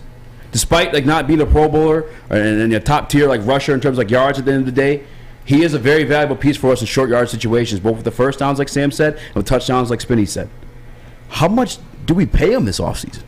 God, that's tough. I don't want to necessarily say just like open your checkbook and just give him what he wants. $10 million a year? Will that get you a Jamaal Williams? They're going to have some cap space. And Jamaal Williams, I think if he's not on this team, they probably are a 2-win football team right now. That is how valuable Jamaal Williams is. And considering, like I said, coming up ahead, we got some cap space. We got couple years of cap space. So if you can lock up a player like Jamaal Williams, I think I would do it. I would pay him the going rate, kind of what the market dictates, although it's going to dictate more after this year than it would have before. Mm-hmm. But Jamaal Williams is just so damn valuable, man. He's durable. And not to go back to DeAndre Swift, what is the biggest problem with DeAndre Swift as your potential running RB1? Availability. And with Jamaal Williams, it's never been a question. It was never a question in Green Bay. And this year with the Lions, he is proving that he can handle the workload of an every down running back. He's a guy who can get 20 carries for 80 yards almost any game he wants. On basically any 3rd and 1, we're not worried anymore because we know Jamaal will get 2. That offensive line will make a push and Jamaal will get 2 or 3. And those kind of players are just, you can't overstate their importance. And even when you get to the goal line situations, when it's 1st and goal, when it's 2nd goal, when it's 3rd and goal, when it's 3rd and goal from the 1, 3rd and goal from the 3, 2nd and goal from the 3, Jamaal Williams has shown a propensity more than any other player in football this year to just get to that goal line. So yes, I would absolutely, he would be a priority for me to sign. I would sign him over DeAndre Swift. 100%. I would pay Jamaal Williams before I paid DeAndre Swift. How much? What's the going rate for a running back nowadays? I mean, right now he's on a $3 million deal. And I get he was durable. I'd give him 5. This is really his first time being in the type of role that he's in this year. It is. His first time getting 15 to 20 carries a game. Yeah, you look, he already this year has the most rushes in his career. Yeah, and then the most yards now too. Yes. Which, I mean, deservedly, we've had to. Again, Swift isn't healthy. I just don't know how much I'm willing to pay him. You know what I'm saying? And I don't know how much he would even go for on the market. I'm trying to think of like running backs that were signed recently, off the market. Mm-hmm. I can't really think of any off the top of my head. People don't really sign running backs anymore. Yeah, that's a good point. Melvin Gordon, he went from he just got cut, by the way, though. Yeah, Melvin Gordon sucks. But what was Melvin Gordon's contract, I'm curious, when he signed with Denver? So I'm looking at it here. Obviously, you got Christian McCaffrey making $16 million a year, but Cordell Patterson making 5.2. Okay. Rashad Penny 5.7. Kareem Hunt $6 million. Chase Edmonds $6 million. So 6. Yeah. I give him 6. I give him 5 or 6. I would 100% give him 6. I think he's earned it. he's proven something as the RB1 of the Detroit Lions that not very many people before him have proven. I mean, Javid Best, what was his problem? I know they're all draft picks and they're different, but Javid Best couldn't stay healthy. Amir Abdullah couldn't stay healthy. DeAndre Swift couldn't stay healthy. With Jamaal Williams, you kind of have that every down back that the Lions traditionally, since Barry Sanders, except for a couple of exceptions, have not had and have never had since Barry Sanders on a consistent level. So Jamaal Williams, I think he's going to have an 1,000-yard season this year. What if you lock him up for a couple more years and he has 2 more, and you just lock that position down, that between the tackles, running back, he's kind of been the engine for this offense, the perfect running back behind a dominant offensive line that doesn't try to do too much, just get those between the tackles yards. Yeah. $6 million? Good God, I would run to the... I would like be doing backflips. You look at the top flight running backs. It's, Joe Mixon's making 12, Aaron Jones 12, Nick Chubb 12, Derrick Henry 12.5, Dalvin Cook 12.5, and then Zeke's making $15 million a year. Yeesh. Yeah. Zeke's got 15, Kamara's at 15, and Christian McCaffrey's at 16. And then, like I said, right around Jamaal Williams is at flat 3. One below him, Josh Jacobs, obviously still a rookie deal. Travis Etienne, rookie deal, about 3.2. Najee Harris, 3.2. J.D. McKissick, 3.5. Yikes. Gus Edwards, 4.1. Yikes. Yeah, so it'd be around the 4 to 6 range is what you'd have to pay him, because Leonard Fournette's making 7, James Conner's making 7. I don't think he's as good as Leonard Fournette or James Conner. But you look at Naheem Hines, 6.2. Austin Eckler, rookie deal. Tell us about the butchery, though. I will. Because if you got $6.2 million a year, you're going to want some good meat. And if you want some good meat, you go to the butchery, because the official meat supplier of the Woodward Sports Network is the butchery. Call 248-682-2697. That's 248-682-COWS. Or move on over to the butchery.sl.com. Shipping included for Woodward Sports customers. The butchery meats, eats, and treats. Sandwiches to die for. Wagyu meats and artisan breads inspired by the legend Chef Dave. Only the best of the best for meat-loving customers. An old-school butcher shop from a new-school perspective. And like I tell you guys, you need some good meat. You hit up the heavyweights, or you hit up the butchery. Go over to the butcherysl.com. 3 NBA championships. Detroit fans were there. 11 Stanley Cups. Detroit fans were there. 4 World Series wins. Detroit fans were there. And that one Lions playoff win in 1991. Yeah, Detroit fans were there. Woodward Sports, where the fans are. Life is full of hard choices. We're here to make one of life's biggest decisions as simple as possible. My name is Christina Gennari, and for over 20 years, I've helped hundreds of families buy and sell homes. We cover all of Metro Detroit and more, from large luxury homes to starter homes.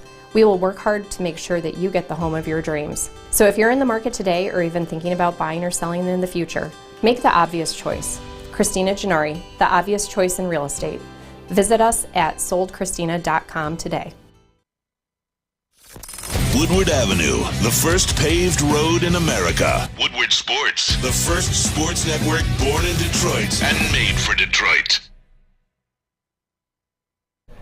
With the holiday season here, Swiss Insurance wants to remind you to insure those gifts of jewelry or collectibles. In the last 2 weeks, Swiss has saved its clients an average of 26% on their insurance premiums while increasing coverage. That's a lot of money to free up for the giving season. Happy Thanksgiving from Swiss Insurance, and go blue.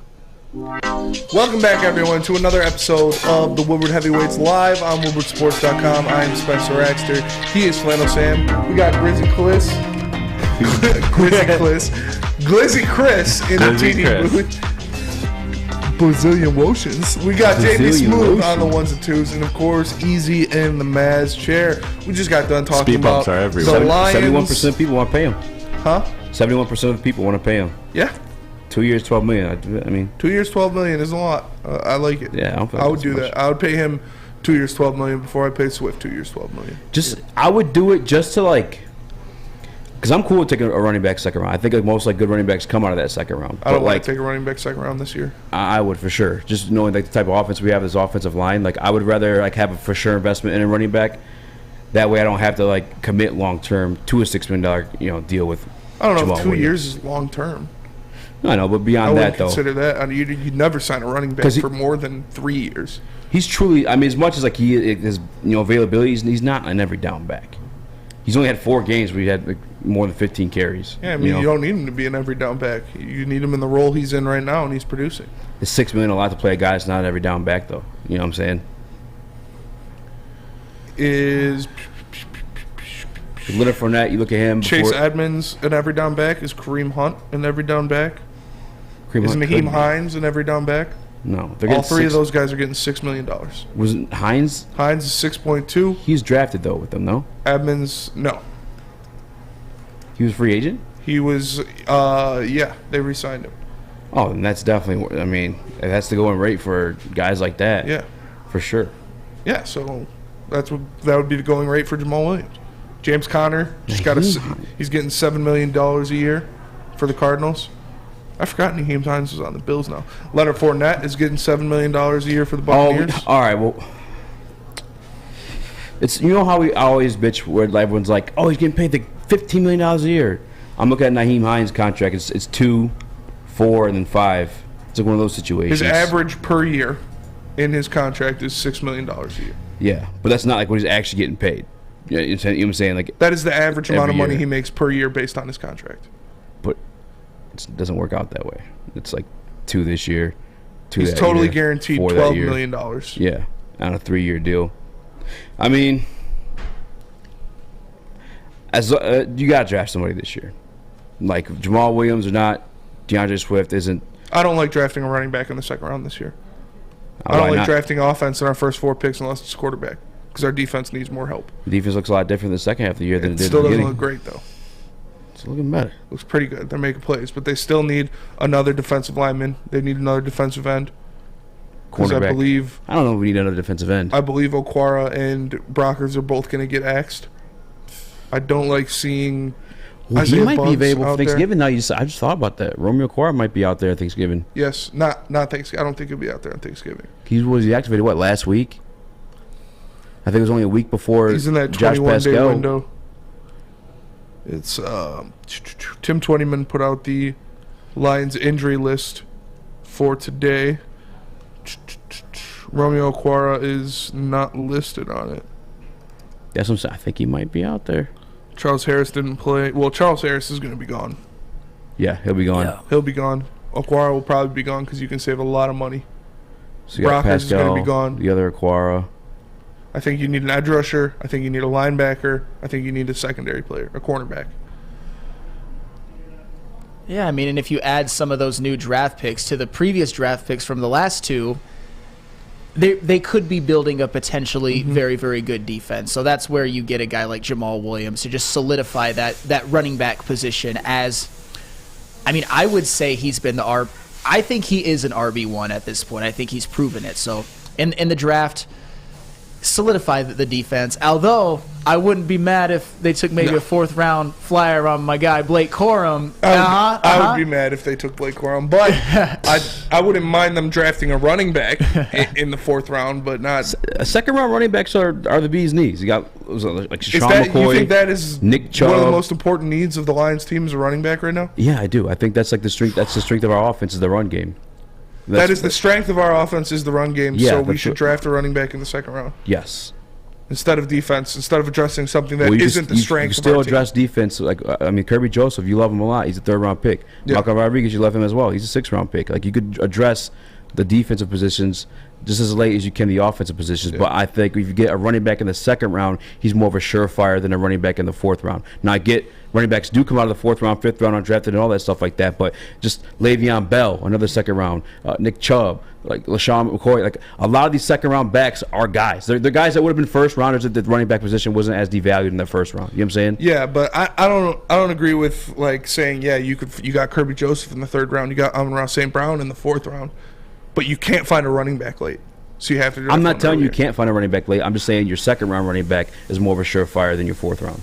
And 2nd round cornerback isn't more of a surefire than a 4th rounder. I agree with what you're saying. That one I feel like is a little more even though. I feel like you could find some 4th round. I mean, look at Tariq Woolen this year. what I'm saying? I feel like Kobe Bryant, that's another one too. Although he might have been.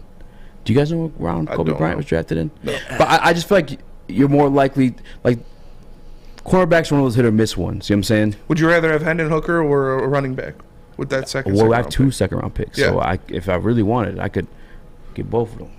You get Hendon Hooker Made and a up running right back in the second round. Ooh, This is me, my second-round picks. Look. Yeah. Hendon Hooker. Who's named some running backs? Some second-round running backs. Jameer Gibbs. Jameer Gibbs. Boom. Yeah. I don't know who Jameer Gibbs is, but you know, I got them both. Hendon Hooker and Jameer Gibbs. I don't know about that. I don't hate where you're coming from with the second round running back, and that's just because we have so many picks early on in the draft. If you don't have to hit 100%, you don't have to have. You can address a lot of needs, but I think a guy like Bijan Robinson, he'll be gone by then. Jameer Gibbs, he is a threat catching the ball in the backfield, but it's tough. What they can possibly help out with on their defense with 5 picks, maybe take 3 or 4 of them be defensive players. And I agree with our running back or our running game is special, but you look at that's because of the offensive line, and you see what that offensive line did last year with random running backs, with Craig Reynolds coming in doing 100-yard games, with Jamar Jefferson looking good in spurts when he was in there behind that offensive line. So when you can do that with guys like that, I think you should focus on positions of need first, then getting a running back in the second round. I think running back's one of them, to be honest with you. Because DeAndre Swift isn't good. Ooh. He's good. He's just not available. Well, if he was good, then you wouldn't draft a running back in the second round. Because you'd have DeAndre Swift and Jamaal Williams. But since you don't have DeAndre Swift, so get one as an every down guy.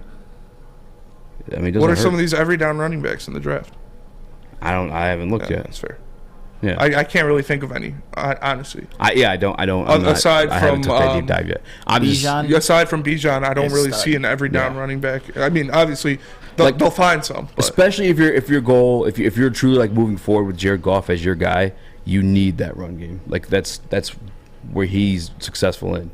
Like with Todd Gurley, I mean the guys they have now, you're going to need the threat of it. I mean, put it to you this way, and this is a totally different example, I guess, a little bit because Saquon's like phenomenal this year, but Daniel Jones, as mid as he's been at times, like he's had a pretty good season or solid season. There's no Saquon. They're at least winning games because they're able to. There is not a Saquon Barkley in this draft. That's okay. I mean, you don't know that. I do know that. You don't know that. Yeah, I do. You don't. I do. You don't. I do. Bijan? 100%. You don't. How about you can't say that because there's guys that come out of the 5th round and end up being Pro Bowlers. So yeah, but Saquon Barkley is one of the best running back talents that's come out of the draft in the past 5 years. There's not that in this NFL draft. Well, I'm going to go ahead and say you don't. But nonetheless, you don't. I do. You don't. I do. You don't. That's the stupidest thing to say. You have no clue the future of every single person is going to be in that draft. That's wild. I know none of these running backs are as highly anticipated and the kind of explosive player that Saquon Barkley was in college. But what they actually are, longevity throughout their career, you don't know. I do. You literally don't. There's not a Saquon Barkley in this draft. You don't know that. But you're literally up there pretending to know the future. That's wild. But no, I just know there isn't a Saquon Barkley in this draft. I don't know the future. You don't know that. You literally don't. I do.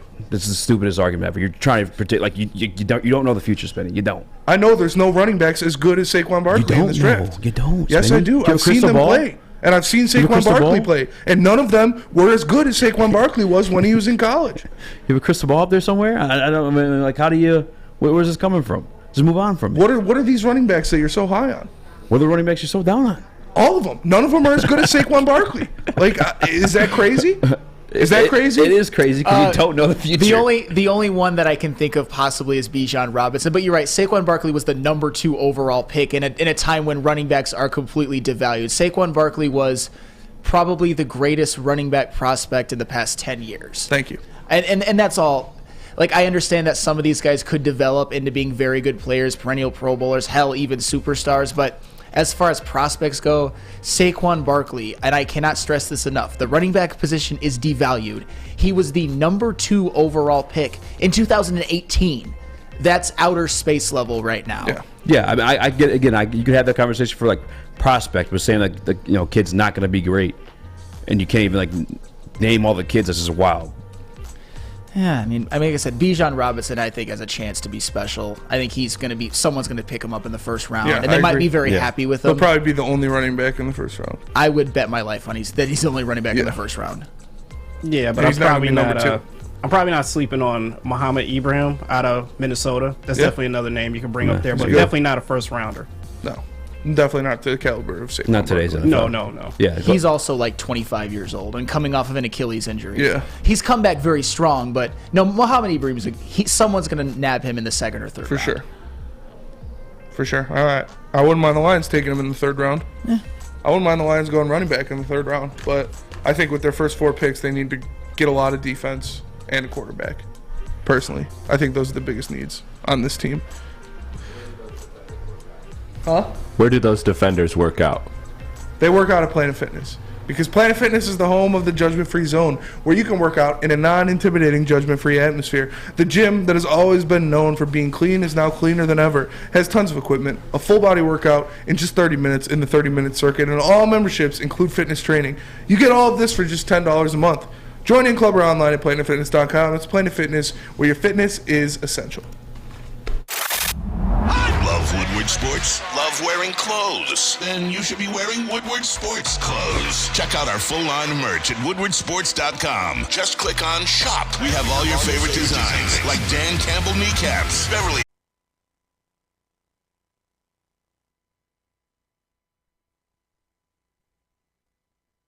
When you need apparel, there's only one place to go. Big Frog in Novi. With no setup fees, no artwork fees, no minimum, and a 24-hour turnaround, you can have your whole team outfitted in no time. Embroidery, direct-to-garment, vinyl, and screen printing, Big Frog has it all in all the styles you want. So whether it's a sports team, fundraiser, school event, or corporate needs, Big Frog is your one-stop destination. Visit bigfrog.com/Novi or call 844-4-BIG-FROG. Make sure you download the Woodward Sports app in the App Store and the Google Play Store today. Take Woodward Sports with you wherever you go and listen live on your phone or mobile device.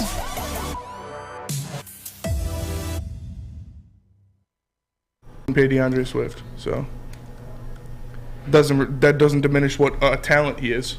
Well, and also Saquon Barkley has 2 1,000-yard seasons already, was the Rookie of the Year, and is going to have another 1,000-yard season, and DeAndre Swift's career high is in the 600s. And at this rate, he probably won't even get that again. I'm not even confident that he'll get that again at this point. I just got cooked. It's sad to say, because obviously I wanted DeAndre Swift. I picked him to lead the NFC in rushing, but if I'm giving up on him, everybody should. And Saquon Barkley and DeAndre Swift should not be mentioned in the same universe. No. And as far as availability goes. Yeah, that's for sure. Jonathan Taylor, better running back than Saquon. He's After 1 year. 41st pick. Derrick Henry, second round or two, not mistaken. Yeah, I mean, like I said, I don't hate your idea, Easy. I don't think that it's a terrible idea. I think if there's one that they fall in love with and they pick a running back in the second round, I'm not going to lose my mind. I'm not going to burn the house down or anything. It depends on who it is, but no, it's all a crapshoot. And with Brad Holmes, you've got 5 out of the first 65 picks. If you hit on 3 or 4 of them, no matter what position they are, it's a damn good draft. You just got to make sure you pick someone that you love. And also, I'm not saying that it's impossible to be a better running back than Saquon Barkley. There is not a Jonathan Taylor in this draft. There is not a Derrick Henry in this draft. That's why I wanted to stop you. Is like saying that there's not this in this draft. There's not that in the draft. We don't know. Based off of what they've done so far in college, based off of the information that we have in front of us, for sure, what we've seen them playing football-wise, there was not somebody as good as Derrick Henry when he was in college. There was not somebody as good as Jonathan Taylor when he was in college. There's not someone as good as Saquon Barkley when he was in college. So based off the information I have right now, yes, that is what I'm saying. Yeah, you can say as prospect, you just can't say as like career. It was my whole argument. Okay. Yeah, that makes sense. That does make. How's that not make sense? sense? Going forward, we're talking. You can't Kerby Joseph, career. Defensive Rookie of the Year. Oh boy, this is a hot button topic. It's obviously Aiden Hutchinson, Sauce Gardner have garnered a lot of the discussion over who should win Defensive Rookie of the Year. But has Kerby Joseph thrown his hat into the ring? he has definitely thrown his hat into the ring. Unfortunately, he got off to a little bit of a late start, but in his last 5 games, he's forced 5 turnovers, and all of those said turnovers were when the opponents were in Detroit Lions territory. And those are the type of turnovers that literally take points off the board. That being said, he's not high in the conversation yet, but he could get there. I have Aiden Hutchinson above him. I have Sauce Gardner, Tariq Woolen, Jaquan Brisker, Devin Lloyd, Jack Jones. All those guys I have above him. But all those rookies are having damn good years. And right after all of them, I would put Kerby Joseph on my rookie ladder right now at 7, but 7 and whose stock I am buying to get higher. What say you, Spence? He's got to be up there. Like, in 7 games, he's only started 7 games. Yep. And one of them he was thrusted into the position. Didn't play well. He did not play well. He was not ready for it. He was not ready for that start. He has 3 interceptions, 5 pass breakups, 2 forced fumbles, 41 tackles, and only 77 yards allowed. It's unbelievable. Like, the guy is playing great. He should definitely be put in that conversation. We'll see what their stats look like at the end of the year. As of right now, I think it is Sauce Gardner, Aiden Hutchinson, Woolen.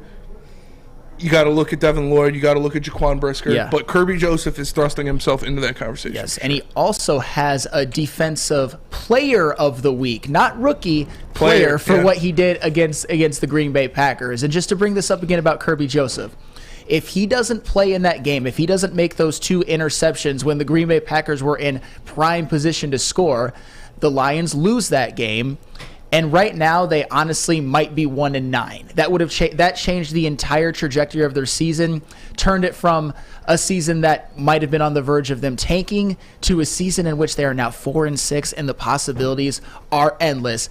God bless Kerby Joseph. You're the man. You're not quite there yet at the top. Yet, but he's clawing his way. Look out. He is like SpongeBob meme where Sandy ropes Patrick and pulls him back into oblivion. Like, it's happened. That's what Kerby Joseph is doing, these defensive rookie of the year candidates.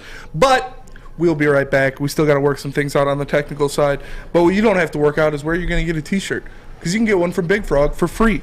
Get a free Woodward Sports T-shirt. That's right, a free Woodward Sports T-shirt all month long at Big Frog in Novi. Just stop in, tell them we sent you, and we'll print you out one on the spot. So go to Big Frog Novi today and get your free T-shirt, or visit them online at bigfrog.com/Novi.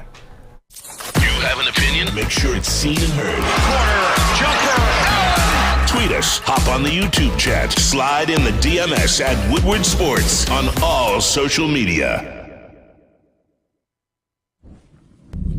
For a limited time only, all new burgers and loaded fries at Big Boy. It's not a Slim Jim, it's the Big Jim. The chili cheese is such a tease. Guess what else is new? The bacon blue. How about upgrading those fries? Chili cheese fries, baked potato fries, nacho fries, what will it be? Satisfy those taste buds at Big Boy. My name is Lee. I've lost 35 pounds on the Custom Health Center program. So the 3 biggest benefits that I've gotten from this program has been I'm not snoring anymore, I have a lot of energy, it's great, and oh, by the way, look at this. No, I'm just kidding. No, I'm just kidding. Call us at 844-789-THIN or visit CustomHealthCenters.com for a free consultation and get started for as little as $5 a day.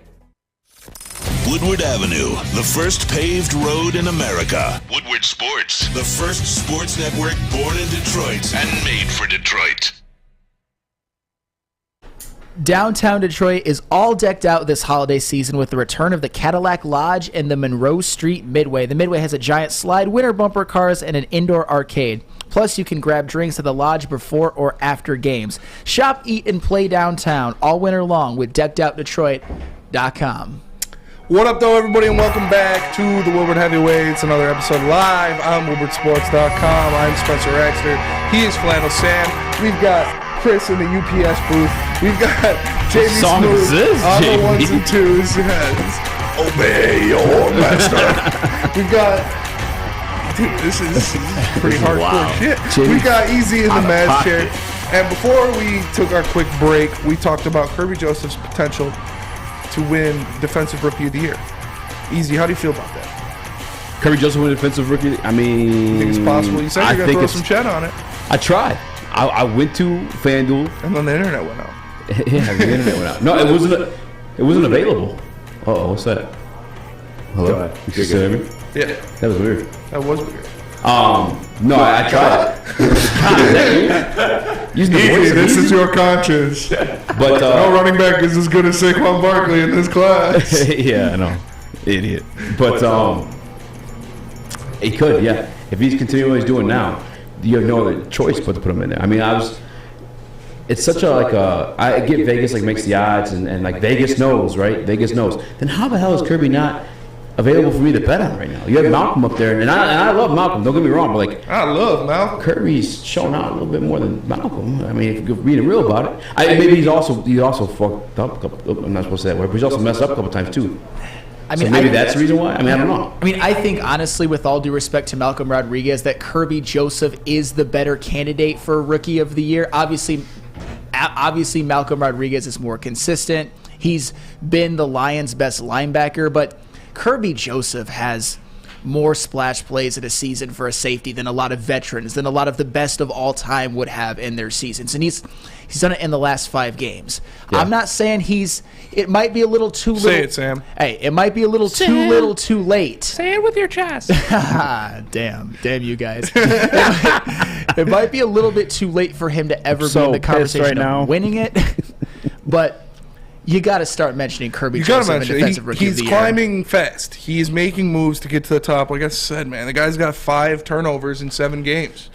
The guy's got 5 pass breakups in 7 games. He is playing great. He is making splash plays. He's making game-winning plays. And not a lot of rookies are doing that. So I think he has to be right up there with Sauce and Hutch. I don't think he's going to win it because unless he continues this ridiculous pace that he's playing at, which who knows, maybe he will if he picks off Josh Allen twice. Dude. I really think he can. He's a ball hawk. You think he picks off Josh Allen? I don't think he can pick up. I mean, he can pick off Josh Allen. I'm not going to discount that.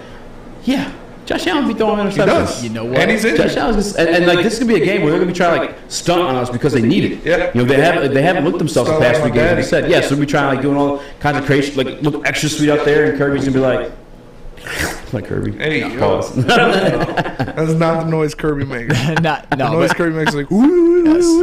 Oh, that's it. I never played the game. You never played Kerby? Dude, that thing looks so lame. Wow. Like Kirby's Crystal Shards was a goated game. Crystal Shard? Crystal shards, like the shard of something that's broken, like a crystal. Yeah, don't be sleeping on the Kerby game. Kerby games Come are on fun. now. Yeah. People love Kerby. He just looks lame. You know who looks sweet was Spyro. Why not play that? Spyro games are fun. Spyro's fun. Spyro's fun. Spyro or Kerby? Pick one. Probably Spyro. Does Kerby beat Spyro in a fight? No. Kirby's like one of the like.